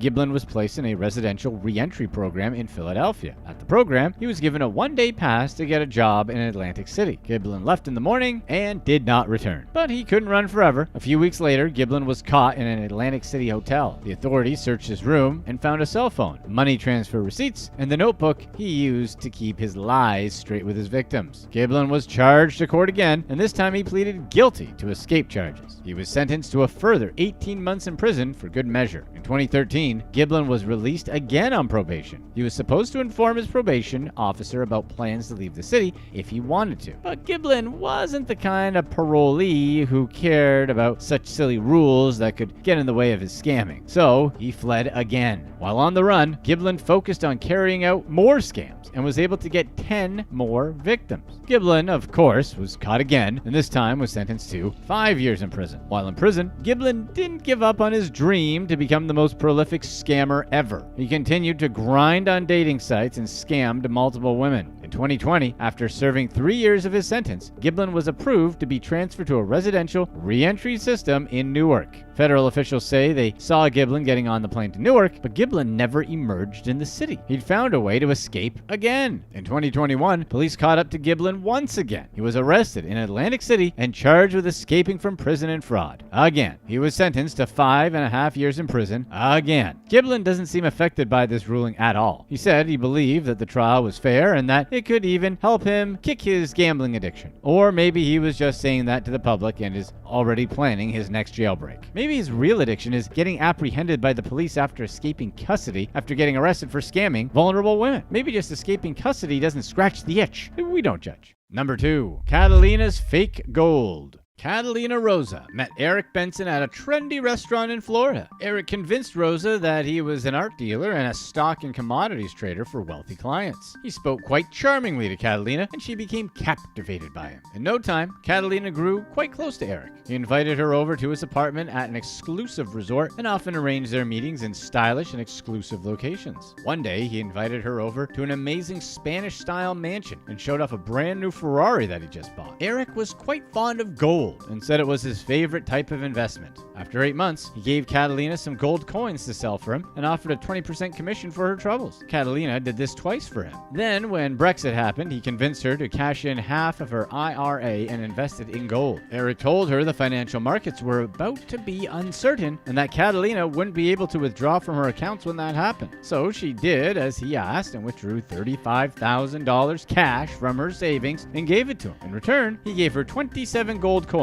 that could, in theory, be exchanged for its cash equivalent at any time. Her son also withdrew $12,000 from his savings account and gave Eric for the same purpose. He received 10 gold coins in return. 11 months later, Catalina became worried about her finances and spoke to her banker. The banker became concerned over her story and recommended she quickly get the gold coins authenticated. And wouldn't you know it, the coins were fake. Catalina went to the police to get help, but there wasn't much they could do. If the police couldn't do anything, then Catalina decided she would have to catch Eric herself. She met up with him on the pretense that she wanted to buy gold for her daughter. She recorded the meeting and then got into contact with the Secret Service. The Secret Service took her case very seriously and quickly began investigating Eric. Catalina contacted the owner of the beautiful Spanish-style house Eric had arranged their meeting in and met Eric's other girlfriend, Jennifer. She told Jennifer about Eric's scam, and Jennifer immediately flipped. Once she confronted Eric, once again, he disappeared. After Catalina met Jennifer, the spurned women bonded over their mutual boyfriend and decided to do some digging on Eric. They discovered that his real name was Blaine Frederick. He was a big-time con artist, which isn't exactly a hot newsflash, and that he was a wanted man. After 9 months of being on the run, Eric was finally arrested at a golf club in Jupiter, Florida. A bartender recognized him from a flyer that the police had dropped months earlier and notified the police. Eric tried to escape on foot, but he wasn't as good a runner as he was a scammer. He was caught pretty quickly. Once he was caught, Eric claimed that he was penniless. All of Catalina's money had disappeared into thin air. She's unlikely to ever get her money back, but Catalina comforted herself with the fact that Eric would be spending a long time behind bars. Number 1. The Handbag Sugar Baby. Cyriluk Fatima Chimeli ran a love scam and duped a Sydney man out of about $400,000. Chimeli scammed the man through a series of fake invoices and intimate text messages that painted a picture of a false reality for her victim. Chimeli used the money she got from her victims to fund her luxury lifestyle filled with luxury handbags. But this wasn't Chimeli's first fraudulent foray. She had a pattern of going after rich men on dating apps and spinning a web of lies for them to fall into. Chimeli had met the Sydney man she scammed on an internet dating service that specializes in a sugar daddy type relationship. The service showed that the man made up to $250,000 a year and had a net worth of about $10 million.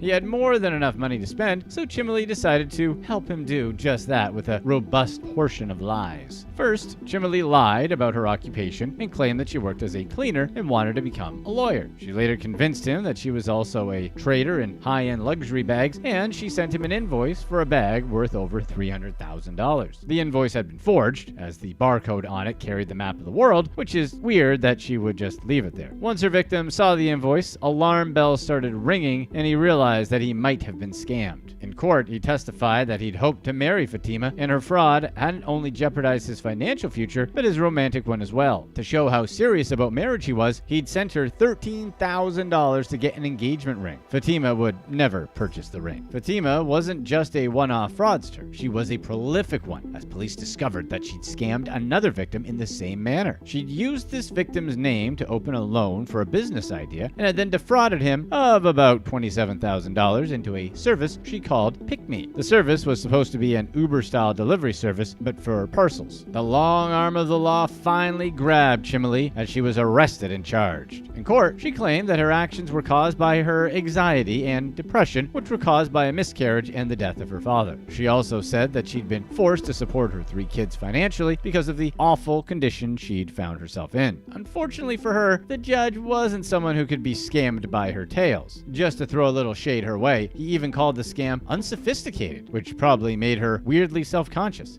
Should she have tried to be more sophisticated? Chimeli was convicted of fraud and sentenced to 4 years and 2 months in prison.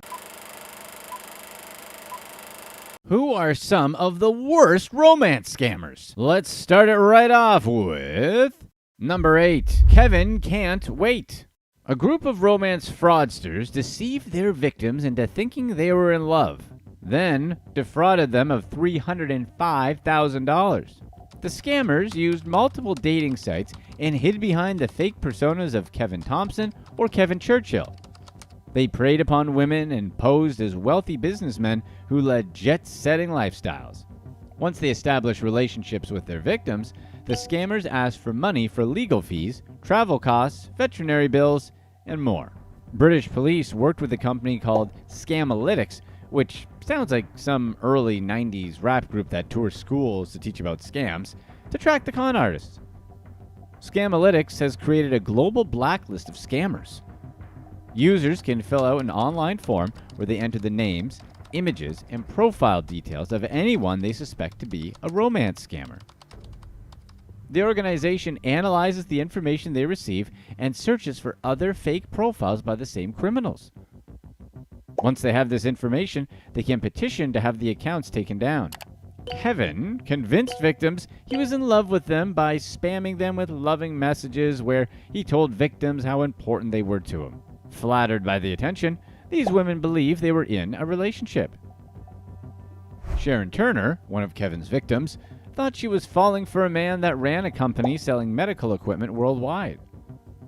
His job meant he traveled regularly, but suddenly he was running low on funds. He told Sharon that his dog had been staying in kennels while he traveled and had gotten injured. But Kevin couldn't transfer money as he banked with the premier bank, Coots. So Sharon transferred the money, and despite not paying her back, the pair kept talking.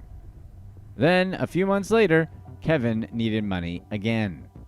This time, the cash was needed for transport and legal fees while Kevin was in Haiti. So Sharon dipped into her savings to send him the money. Eventually, Sharon began to grow suspicious of Kevin. To probe, she asked him about details like his dog's name to see if his story changed.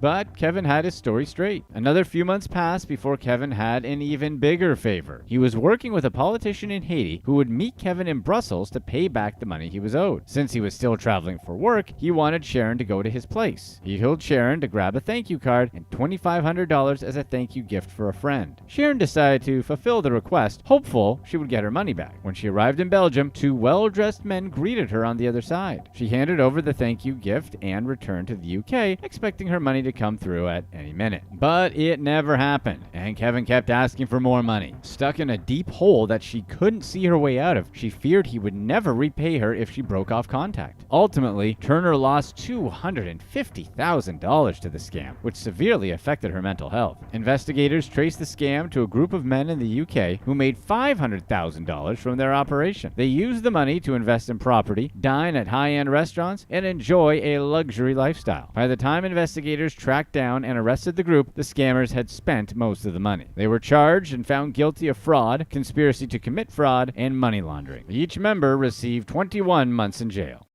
Number 7. True Lies.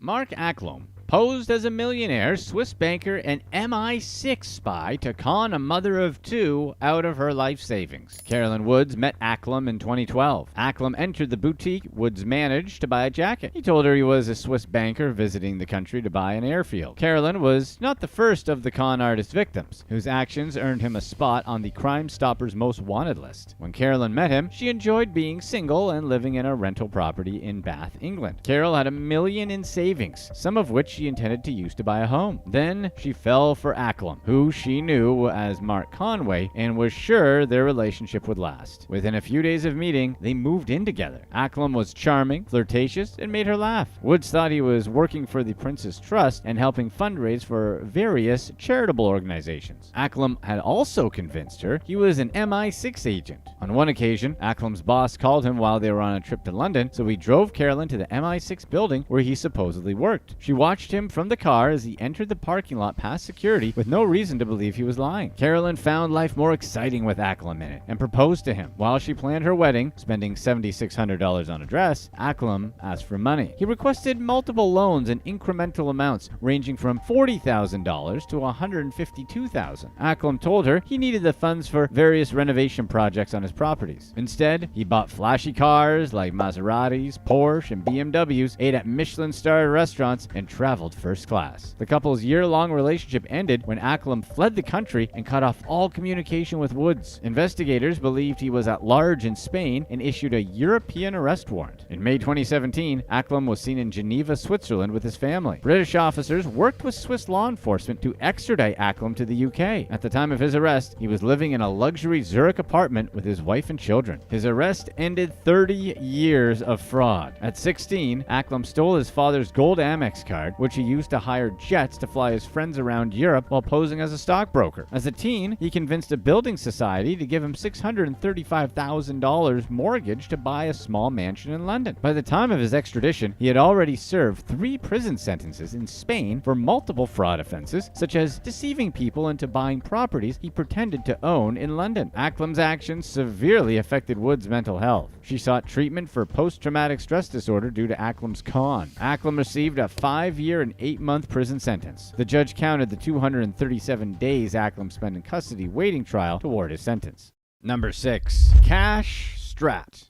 A romance scammer convinced Ruth Robertson to travel from Australia to Malaysia with $200,000 strapped to her body and swindled her out of $25,000. Ruth met a handsome construction engineer on the dating site b2.com.au and believed she'd found love after her 25-year marriage ended. The man introduced himself as Jeff Thomas and called or emailed her daily. Despite never meeting in person, he shared every detail of his life with her. From his pictures, Ruth thought he was a handsome, wealthy entrepreneur. They communicated daily and spoke via Skype, but whenever she tried to see him on camera, he claimed to experience technical issues. Thomas always had a reason they couldn't meet in person, and if Ruth pushed it too hard, he'd get angry, accusing her of disrespecting him and being impatient. Their relationship was less than a month old when the money request started. Thomas needed cash after someone stole his credit card and funds to finish a construction project in Malaysia. At her request, he sent copies of awards he won, a copy of his passport, and photos of the bridge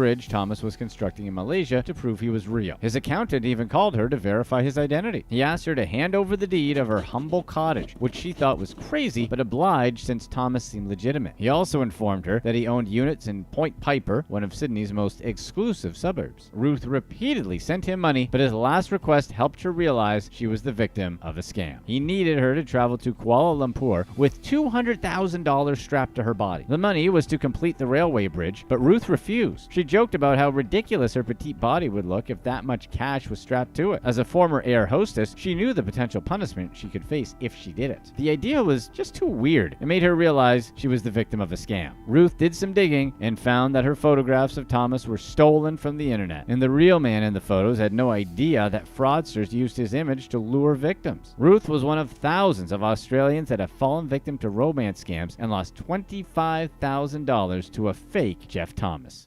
Number 5. Oh, Captain, my Captain.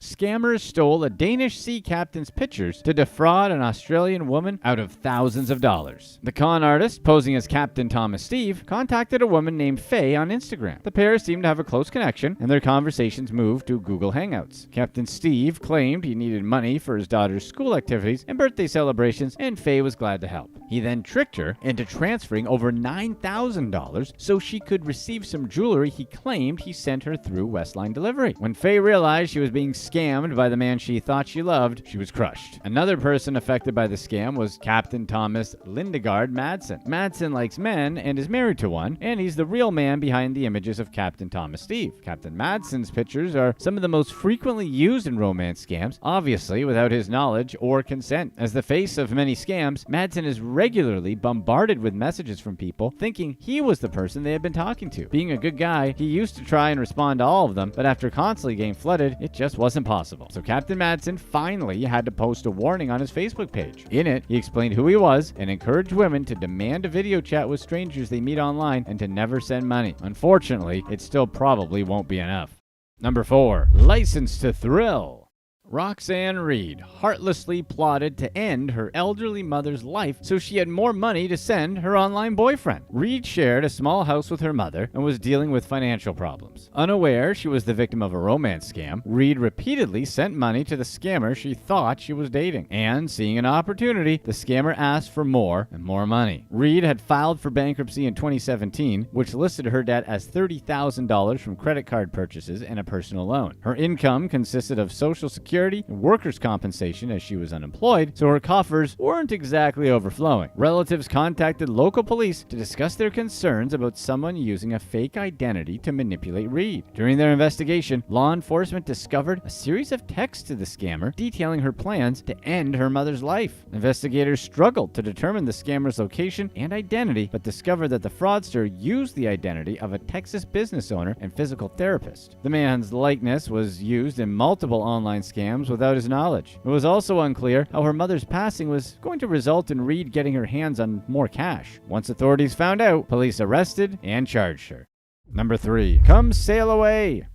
A catfish conned a woman known only as Lisa out of thousands of dollars by posing as a Royal Navy sailor with a sick daughter. Lisa signed up for an online dating website after her husband left her. She was matched with Rob, a Royal Navy sailor stationed in the Middle East. Although Lisa lived in the south of England, the pair shared an instant connection and started a long-distance relationship. Rob was affectionate and attentive. Lisa awoke to poems he'd written her, and the two communicated frequently throughout the day. A few months into their relationship, Rob asked her to send him money after his bank account was hacked. Lisa wasn't going for it and rejected the request right off the bat. But then Rob said the cash was for his sick daughter who needed an expensive surgery. The emotional blackmail continued as Rob sent messages about how without the surgery, his daughter would lose her life. Lisa initially sent $6,300 but kept sending money over the following months. When Lisa's stepson found out she was talking to someone in the Royal Navy, he told her not to send Rob any money. Unfortunately, Lisa didn't listen. After Lisa confided in a friend about the situation, the friend contacted the police. Lisa gave an officer the photos that Rob sent her, and the officer quickly tracked down the images to a Facebook profile under a different name. By the time she realized that Rob had defrauded her, she'd sent him almost $80,000. Lisa ended up losing her life savings and more to the scam.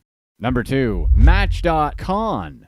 British mother of 3, Maria Beckwith, lost $7,600 to a con artist she met on Match.com. Maria matched with David Mills on the popular dating site. Mills presented himself as a Canadian citizen who worked as a building contractor and lived in London. Maria lived in northern England, but the distance didn't stop them from communicating daily. They constantly sent romantic texts and video chatted every night before bed. The pair spoke for hours and exchanged pictures of themselves with their children. They had finally agreed to meet in person when Mills suddenly got stuck on a surprise work trip to South Africa, effectively foiling their plan. While he was in South Africa, Mills claimed something bad had happened at work and that he was being blamed for it. He said he now faced legal issues and couldn't leave. So he asked Maria for money, needing her to send over everything she had so he could come home. Mills insisted that she take out loans or borrow cash from friends to transfer the funds to his account. Desperate for them to be together, Maria sent $7,600. Mills sent her a picture of an $800,000 paycheck and promised that when his project finished, he would pay her back, and they would buy a house in the countryside. But then he said he wasn't coming home, and Maria realized that she'd been scammed. She called the Canadian embassy, which confirmed that she was the victim of an online romance fraud and that David Mills did not exist. Mills had used sophisticated software to put someone else's face over his during their nightly video calls, and of course, he photoshopped his pictures. Since Maria had willingly transferred the funds to Mills, she was unable to retrieve any money she'd lost in the scam. The police put her in touch with Action Fraud UK, an organization supporting victims of romance scams, but they say the scammers weren't likely to ever be caught. Number 1. An icy favor.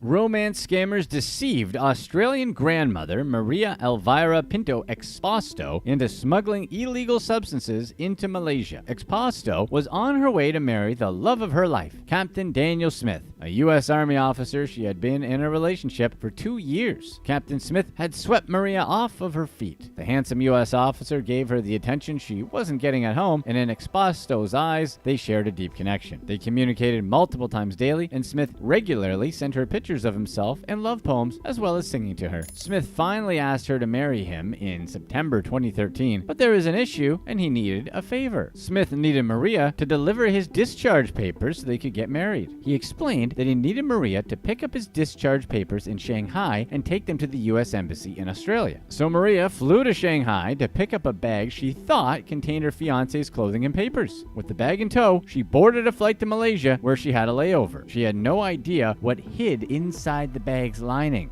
Although she was a transfer passenger, Maria mistakenly went through immigration at Kuala Lumpur Airport. When Malaysian customs officers told her they found ice in her bag, she told them that wasn't possible. There was no ice, and if there was, it would have already melted. But the Border Patrol had actually discovered controlled substances known as ice stuffed in the bag's lining and arrested her. So Maria entered Malaysian custody, facing charges for trafficking. The first judge was sympathetic to her case, believing that she's naive and innocent, not a criminal. So she was acquitted, but things are never that easy. It was clear that the grandmother was clueless about the contraband trade, but prosecutors weirdly argued that her ignorance was not a defense. So Malaysia's Court of Appeal found her guilty of smuggling, and she faced the mandatory death penalty associated with the crime. Since there was evidence that Maria genuinely had no idea what she was doing when she arrived in Kuala Lumpur, her lawyer filed an appeal to the federal court in Malaysia as her final legal resort. Maria thankfully won her appeal against her sentence for trafficking, but had spent 5 years in jail and 18 months on death row during the lengthy legal proceedings. What happens when you mix romance and scamming? Let's find out, starting with number 6, Sophie Catfish. Brian Rapley allegedly stalked Australian Love Island star Sophie Monk, but claimed to have been catfished by a con artist posing as Monk. Rapley arrived at Monk's house on the morning of April 25, 2023, with a single rose. When she didn't answer the door, he peered through her windows and walked around her garden calling her name. Security camera footage caught Rapley placing the rose on Monk's door before walking away. Monk's neighbors informed her that a strange man was walking around her property. Having dealt with stalkers in the past, Monk alerted her manager, who contacted the police. Rapley returned later that evening, but when he arrived, a swarm of 5 police cars instructed him to exit his vehicle with his hands up. The officers served him with a restraining order and took him to a local police station. Monk confirmed that she was happily married, had never been in contact with Rapley, and did not know him. The relationship began when Rapley commented on one of Monk's Instagram posts and received a message from a separate Instagram account shortly after. The Monk impersonator explained that her manager reads messages in her official account, so it was better to use her private account. She also said her phone wasn't working, so they could only speak online. Rapley had no problem with this and spent the next 4 months exchanging love texts and DMs. As their relationship progressed, a legal firm contacted Rapley to let him know that Monk had a significant amount of money on its way, but she needed to be married to receive it. The company urged Rapley to sign a temporary marriage certificate so she could access the funds.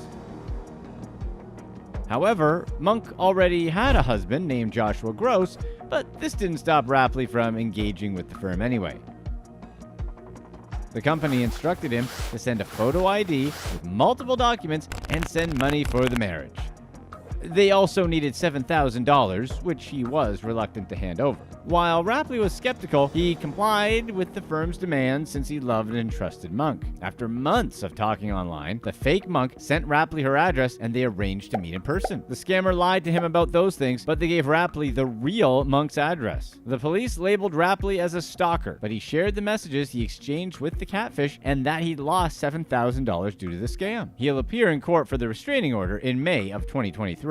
Number 5. Dying of a broken heart. A con artist scammed retired lunch lady Elaine Chamberlain out of her life savings by convincing her they were in love and would get married. It began when Chamberlain met a man online and quickly fell for him. She believed he was a man in his 60s that worked abroad as a diver on a ship. The relationship quickly progressed, with her online love confessing that he was in love and wanted to marry her. Then the scammer asked Chamberlain for money to support his sick son, and she obliged. Chamberlain's son, Richard, was aware that his mother had met a man online and was concerned. He asked her directly if she was sending the diver money, which she initially denied. Tragically, Chamberlain passed away in the midst of the scam. When the scammer video called her cell phone looking for more money, Richard answered and told the scammer that his mother had passed and that it was the scammer's fault. Chamberlain's refusal to believe that she was speaking to a con artist strained many of her relationships, including her relationship with her son. Richard and Chamberlain repeatedly argued over the situation, which took a huge emotional toll on the mother and son. Chamberlain lost Danny, her partner of 31 years, when he passed away in 2013. He was the love of her life, and she was lost without him. She was vulnerable when the scammer reached out to her, and Richard was certain his mother was caught in a scam. Despite Richard's constant warnings, Chamberlain sadly refused to listen, but Richard couldn't drop it, so he looked up the man's profile pictures and found they were from someone else's Facebook profile. In spite of actual evidence, his mother still would not listen. Shortly after the confrontation, Chamberlain answered a call on loudspeaker while Richard was in the room. The man his mother spoke to had a very young voice and certainly didn't sound like he was someone in his 60s. In early 2020, Chamberlain received a call from the post office where she would go to send money that there was unusual activity in her bank account. She spoke to police officers who advised her that she shouldn't send this guy money and urged her to stop talking to him. Richard also tried to involve law enforcement, showing them receipts of money transfers and explaining what was happening. Since Chamberlain had voluntarily sent the money, the police said there was nothing they could do. Richard Richard tried to take control of her finances and notified social services and her bank about the situation. Although he put protections in place to stop her from sending more money, Chamberlain found ways to circumvent his measures by visiting money exchange centers to transfer money rather than the post office. Chamberlain's health took a concerning turn when she appeared to stop taking her prescription medications and wasn't consuming enough fluids. We don't know why she stopped, but we can't help but think it was because she had finally accepted that she was scammed.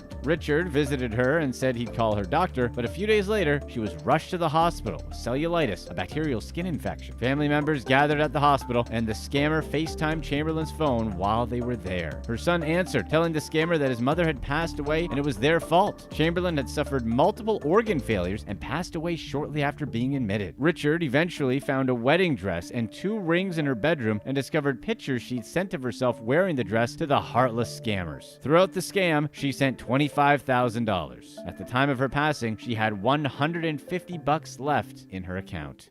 Number 4. Inherited wealth.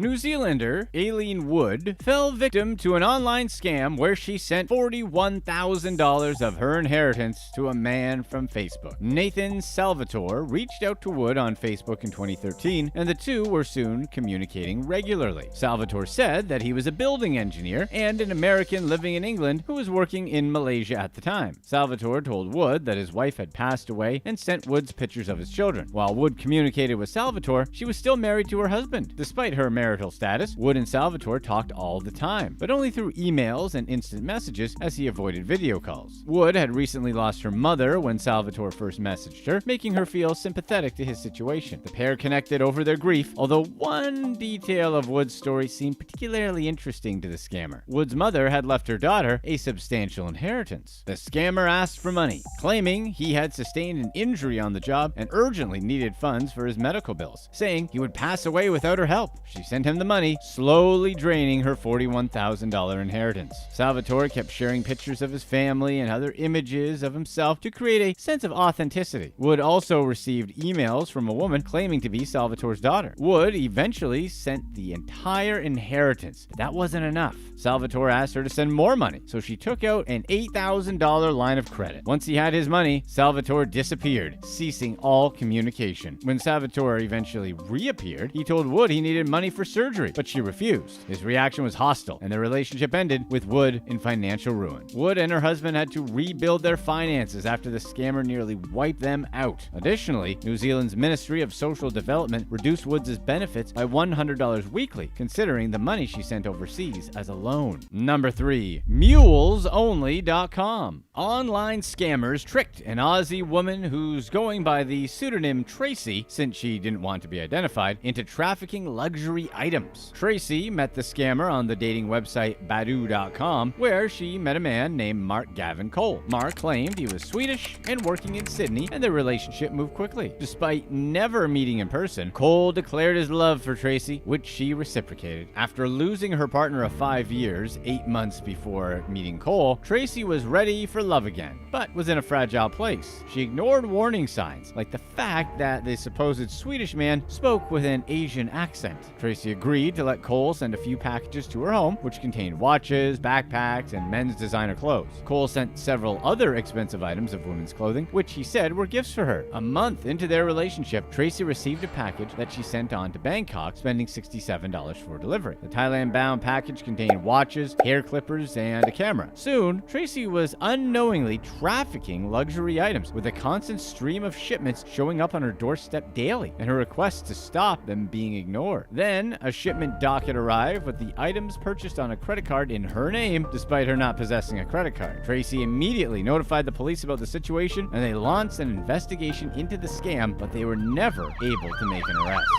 Number 2. Homeless begging. Scammer Susan Geary received gifts and stole from a 72-year-old widower by pretending she was in love with him. 33-year-old Geary befriended the widower while he was in the early stages of Alzheimer's disease. Geary posed as a homeless beggar and told him sob stories so he would give her money. Geary claimed she needed cash for accommodation, food, medical appointments, and stolen belongings. The man initially gave her small sums of money, but as her sob stories got more intense, he gave her larger amounts. Over several months, the man had gifted her $56,000. Despite faking gratitude when she was with the widower, Geary would complain to her partner, whom she lived with, on days her victim didn't give her as much money as she wanted. Although he felt sorry for Geary, the man stopped giving her cash. In response, she stole his debit card and cell phone, which he thought he'd lost. Geary then helped herself to $9,990 out of his account. The victim's daughter, who had power of attorney over one of his accounts, warned her father against continuing to communicate with Geary. His daughter also was concerned about his relationship with the woman that she installed security cameras. She also changed his phone number, but received multiple calls from his bank saying he was there with a young female and wanted to withdraw money. Soon after, surveillance footage showed Geary taking out money using the victim's bank card. The victim had already grown suspicious of Geary, whose stories were becoming overly dramatic. She tried to back up her stories with documents that claimed she owed cash for civil claims, compensations, and rebates. But the victim knew they were fake. After 7 months of giving her handouts, Geary turned up at his doorstep asking for more money. He refused. She got heated and picked up a rock, threatening to throw it at his windows. He went to an ATM to get her $60 and called the police when she left. Geary was quickly arrested and tried. She defended her behavior in court, saying she used the money to buy illegal substances for her abusive partner. Her lawyer highlighted that Geary didn't spend the money on luxury items, but instead used it to purchase illegal substances as she struggled with addiction. But the judge and prosecution had zero sympathy for Geary. Apparently, Geary had already received a 12-month community order with drug rehabilitation after committing an almost identical scam. Geary showed little remorse during the trial, and the judge sentenced her to 22 months in jail. Number 1. No one is immune. Radio personality Mel Gregg fell victim to a scam perpetrated by a man she'd met on Tinder. After finalizing her divorce, Gregg gained the confidence to start dating again when she met a charming man on the dating app. But after spending a few days at her home and loaning him money, he vanished. The pair matched on the app, and shortly after, he sent her a friend request on Facebook and struck up a conversation. The man claimed he played rugby and worked in sales. When she looked him up, she discovered he was a successful, high-level sales executive. Gregg made him send her a picture of himself with the day's newspaper before their first date, worried he was a catfish. They met on a Friday night for dinner, and she was drawn to his charisma. The date went so well that he spent the weekend at her house. He claimed he couldn't find somewhere to live, so she offered to let him temporarily move in. However, things changed on the third day of being under the same roof. The alleged sales exec asked Gregg to loan him $1,000 as he'd lost his debit card. She'd seen one of his paychecks and believed he was wealthy and didn't mind lending him the money. But the next day, he went to work, leaving his belongings at Gregg's place, and never returned. He blocked her on social media and blocked her number. Gregg, being a public figure, talked about what had happened to her radio audience. Over 100 women contacted her to say they'd fallen for the same swindler, with one woman losing $70,000. Law enforcement could do nothing as they all willingly gifted the money to the scammer. Since the ordeal, Gregg has shared her story to deter other women from falling for dating scams and advocate for those who have. These romance scammers just don't care anything about the lives they ruin. Let's get right to it, starting with number 5, Match.com/scam. Grace Acantero lured 7 men into fake relationships on Match.com only to steal and defraud them out of thousands of pounds. Acantero posed as Amanda Jensen and used her profile on the popular online dating site to match with her targets. She developed strong relationships with her victims and spoke to at least 2 of them on the phone. After Acantero established connections with the men, she persuaded them to send her money for things like travel and other related expenses. Acantero said she first started the scam out of naivete and during a time when she was being used by the person she loved. She asked for the cash because she was in debt and needed help paying it off. But then it became too easy to just ask for more. Her victims often pushed to meet her in person, but she always had an excuse for canceling dates. But Acantero's refusal to meet with her partners didn't stop her from asking them for more money, and it didn't stop them from giving. She created documents to provide evidence that Amanda Jensen would soon receive an inheritance from a relative. And once the funds came through, she promised she'd totally pay back all the money. Acantero's victims took extreme measures to help her. One sent her almost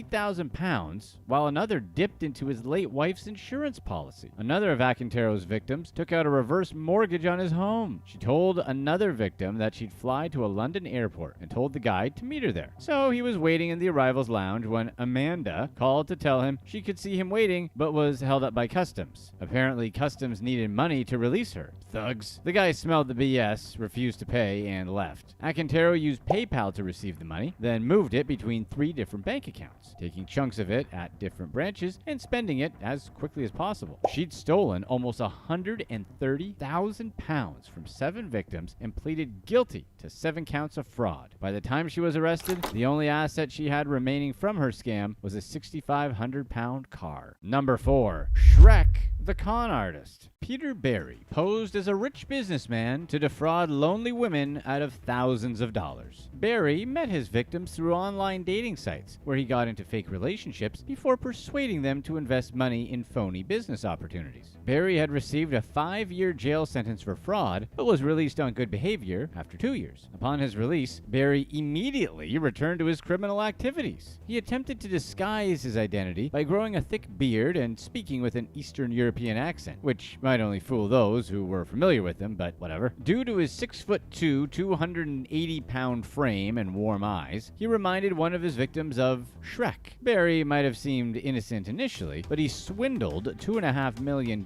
from over 100 women. When the police tracked him down for a second time, he lived with his wife, who knew Barry as Jonathan Jones. Barry returned to jail to complete the last 3 years of his jail sentence. When the time came for his trial at Inner London Crown Court, he requested to move it 60 miles south to Lewes Crown Court due to poor air quality. He claimed that London's poor air quality would aggravate his acute asthma and make him sleep, but he was more likely trying to delay his day in court. Barry's victims came from many backgrounds and included a doctor, a lawyer, and a hedge fund manager. He used a series of fake identities, such as Dr. James Smith, Jay Smith, Jonathan Jasper John, and Taz Keaty. Barry's aliases had plausible and well-thought-out background stories, making it easy to fall for his act. Barry made up elaborate stories to convince his victims to give him money, telling one woman that he needed $14,000 for a search and rescue mission for a friend who went missing climbing in the Himalayas. Joanne Clifford lost almost $400,000 to Barry's lies when she was matched with him on Plenty of Fish. Barry went by the username Waterboy, which seems like such a weird choice since it conjures up images of the buffoon from the Adam Sandler movie when he contacted Clifford. They spent the next few days messaging on the site before moving over to texting and talking on the phone. When they met in person, he introduced himself as James Smith,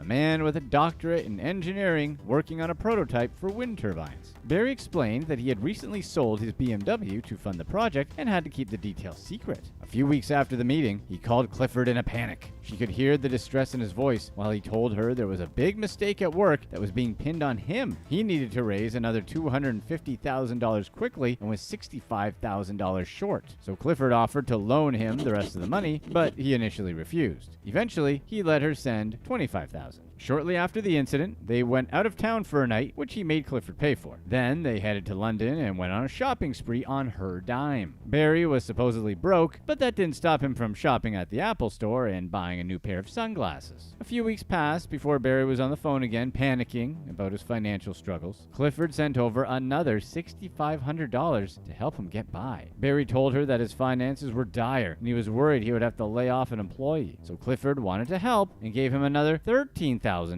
totally unaware of Kate Peel. Kate Peel met Barry at a kayaking club. He introduced himself as Jason Smith, and after a few kayaking trips, they started dating. Peel had inherited a significant amount of money from her partner after he passed away. Barry claimed to be a business consultant and told her about an exciting investment opportunity he knew about in IT. If she was going to go through with it, he would need an investment over the next few days. He told Peel that he could guarantee an incredible 20% return on her investment. So she transferred almost $20,000 to an account that Barry controlled. Barry claimed he also wanted to invest, but was short by $3,800. And believing that their investments would grow significantly, Peel agreed to lend Barry the extra funds. Peel eventually looked Barry up online and learned that he was a convicted con artist. So of course she freaked out, confronted him, and demanded an explanation, but he reassured her that he told her the truth and that her money was safe. So Peel gave him the benefit of the doubt, but When she lost contact with him after a few months, she went to the police because she was afraid he was missing. The police told her that they were actually in the middle of investigating him for fraud. Barry's neighbor, Christine Gearing, also fell victim to Barry's lies. They met when he moved into his apartment and introduced himself as John Jones. Gearing had divided her time between the UK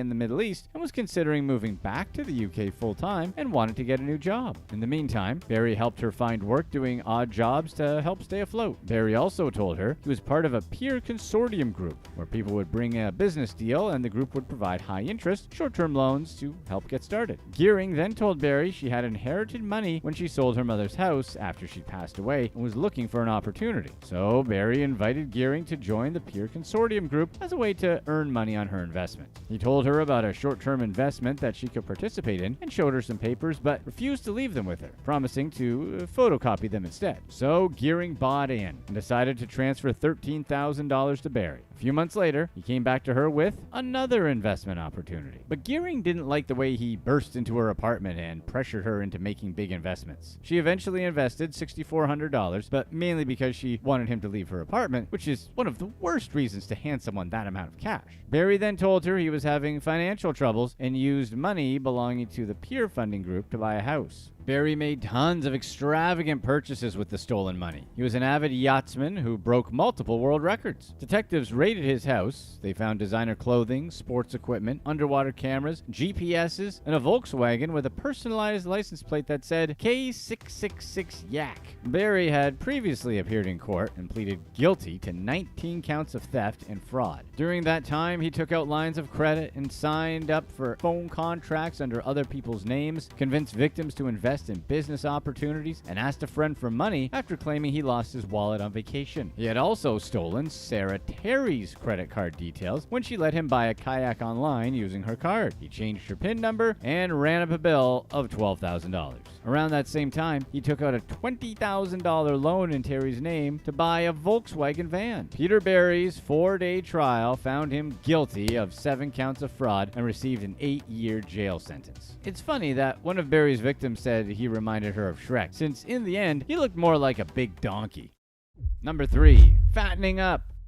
Rebecca Holloway lost over $100,000 as part of a pig butchering scam after she met a scammer on Tinder. The divorced mother of 3 was in a messy separation from her second husband when she joined the dating app. She was matched with a guy named Fred, who she thought was a French entrepreneur. Fred convinced her to unknowingly invest in this type of big scam where she lost most of her life savings. Pig butchering scams have exploded across the U.S. Scammers will really play the long con by quote-unquote fattening up victims with intense fake romantic relationships before they try giving any investment advice. Holloway had worked as a freelance marketing executive when she met Fred. She felt an instant connection to a man that was unlike anyone else she had ever dated. Like all these guys, he constantly sent her romantic and attentive messages, slowly reeling her in. Fred said he was a French businessman living in Philadelphia and had studied economics in college. He lived with his daughter and quickly bonded with Holloway over being a single parent. The tone of their text changed when Fred started talking about his crypto investments, which caught Holloway's interest. He seemed to understand the market well because of his economics degree and had an in-depth discussion with her about the collapse of Silicon Valley Bank. Fred explained that because of the bank's collapse, many people have decided to invest in alternative platforms like Bitcoin. So Holloway researched his claims to see that many news outlets talked about Bitcoin spikes following the collapse. And of course, reports were everywhere. After she was convinced, Fred directed her to the best crypto platform, and believing it was legit, she invested $1,000. The platform appeared like any other crypto platform. The only difference was its slightly unusual URL. But since Holloway wasn't all that tech savvy, it didn't raise any alarms. These schemes take a lot of time, and the first step is luring the victim with the promise of high investment returns. Holloway watched her investment grow and made $168 on 4 trades, which was a great start. As is typical in these scams, Holloway was able to withdraw her early earnings and transfer them them into her bank account. Confident she found a lucrative investment opportunity, she transferred another $6,000 from her savings into her crypto account. She quickly made money on that investment too. And while this was happening, her relationship with Fred grew more serious. Although Fred always somehow had a valid reason not to meet in person, he would often video chat, but he was always cooking or doing something else while they spoke. So Rebecca never really got a good look at his face. But since he was on camera, it must have been enough for her to stay invested. Holloway eventually decided to cash out her entire 401k worth $100,000, and after taxes, she had $70,000 to invest. Everything seemed to be going great until she told a friend about her new relationship over dinner. The friend freaked out and told her about pig butchering scams, and that's when Holloway realized she might be caught in one. After that dinner, Holloway began questioning everything about her relationship. Fred didn't always have a French accent when they spoke. Sometimes his voice sounded so different on the phone that it was like she was talking to a different person, which she probably was. Holloway reported her case to the Financial Industry Regulatory Authority, a private corporation that tries to regulate brokerage firms and exchange markets, but there was basically no chance she'd get her money back. People like Holloway aren't the only victims of these types of scams. Often the scammers are honest workers lured by the promise of legitimate jobs. They communicate with people like Holloway and receive scripts tailored to each victim. Many others have also fallen victim to this scam, like tech executive Shrek Data, who lost $450,000. Fellow single mother, Kate, lost $80,000 in a similar scheme. Combined, Holloway, Data, and Kate handed scammers over $500,000. Number 2. Hypnotized.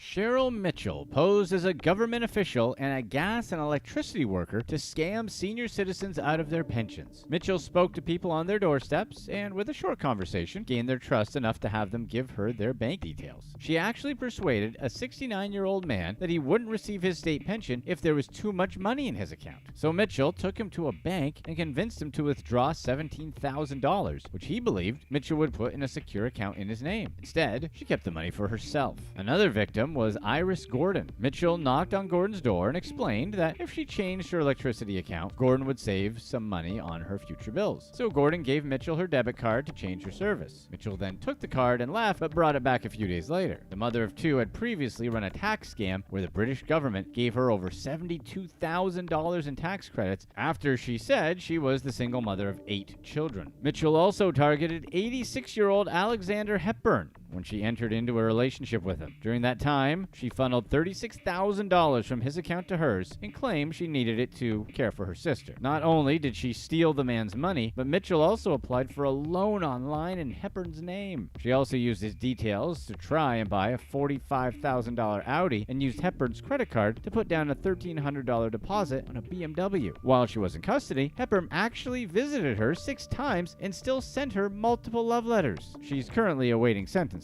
Number 1. Deceived by TV stars' fake love. Lydia Abdul-Malik posed as an Australian actor to con a flight attendant into believing the TV star was in love with her. The flight attendant, who's identified only as Jess, met Lincoln Lewis at work when she served him on a flight and took a picture with him. Lewis starred in Home and Away, a popular Australian soap opera. After meeting Lewis, Jess friended him on Facebook. The pair began an online friendship and messaged regularly. But Jess wasn't speaking to the real Lincoln Lewis. She was actually communicating with Lydia Abdul-Malik. The pair spoke frequently, and eventually, the fake Lewis suggested they talk on the phone. During the call, Jess said Lewis was engaged and gave her a lot of compliments. Despite never meeting in person after the first time, the pair began a long-distance relationship and constantly spoke via phone and text. But Lewis always had excuses for why they couldn't meet in person, so Jess began to doubt the authenticity of the relationship. However, Jess silenced her doubts when Lewis acted shocked and didn't understand why someone would even initiate contact just to deceive her. Still, Jess wanted proof she was talking to the real Lewis, so they arranged a Skype call. As far as Jess could tell, she was speaking to the actor, but she noticed there was a slight delay on his end. The camera would freeze for a few seconds, and then she would see him laughing and throwing his head back. Abdul-Malik had used software that takes video footage of a person and turns it into a real-life scenario. One of Jess's co-workers told her that the real Lincoln Lewis was on a flight to Brisbane. She's a stewardess, remember? Despite him telling her he was in Sydney. Jess had been talking to Lewis the entire time that he was supposed to be in the air. Eventually, Jess contacted the real Lewis to find out the truth. To his credit, the real Lincoln Lewis actually spoke with her and explained that she'd been talking to a scammer the entire time. After the disappointing conversation, Jess attempted to end the relationship with the catfish, who ended up harassing her so much she had to change her cell phone number. 10 minutes after changing her number, Abdul Malik reached out to the phone carrier to get Jess's new number and somehow got it. Abdul Malik then started stalking Jess,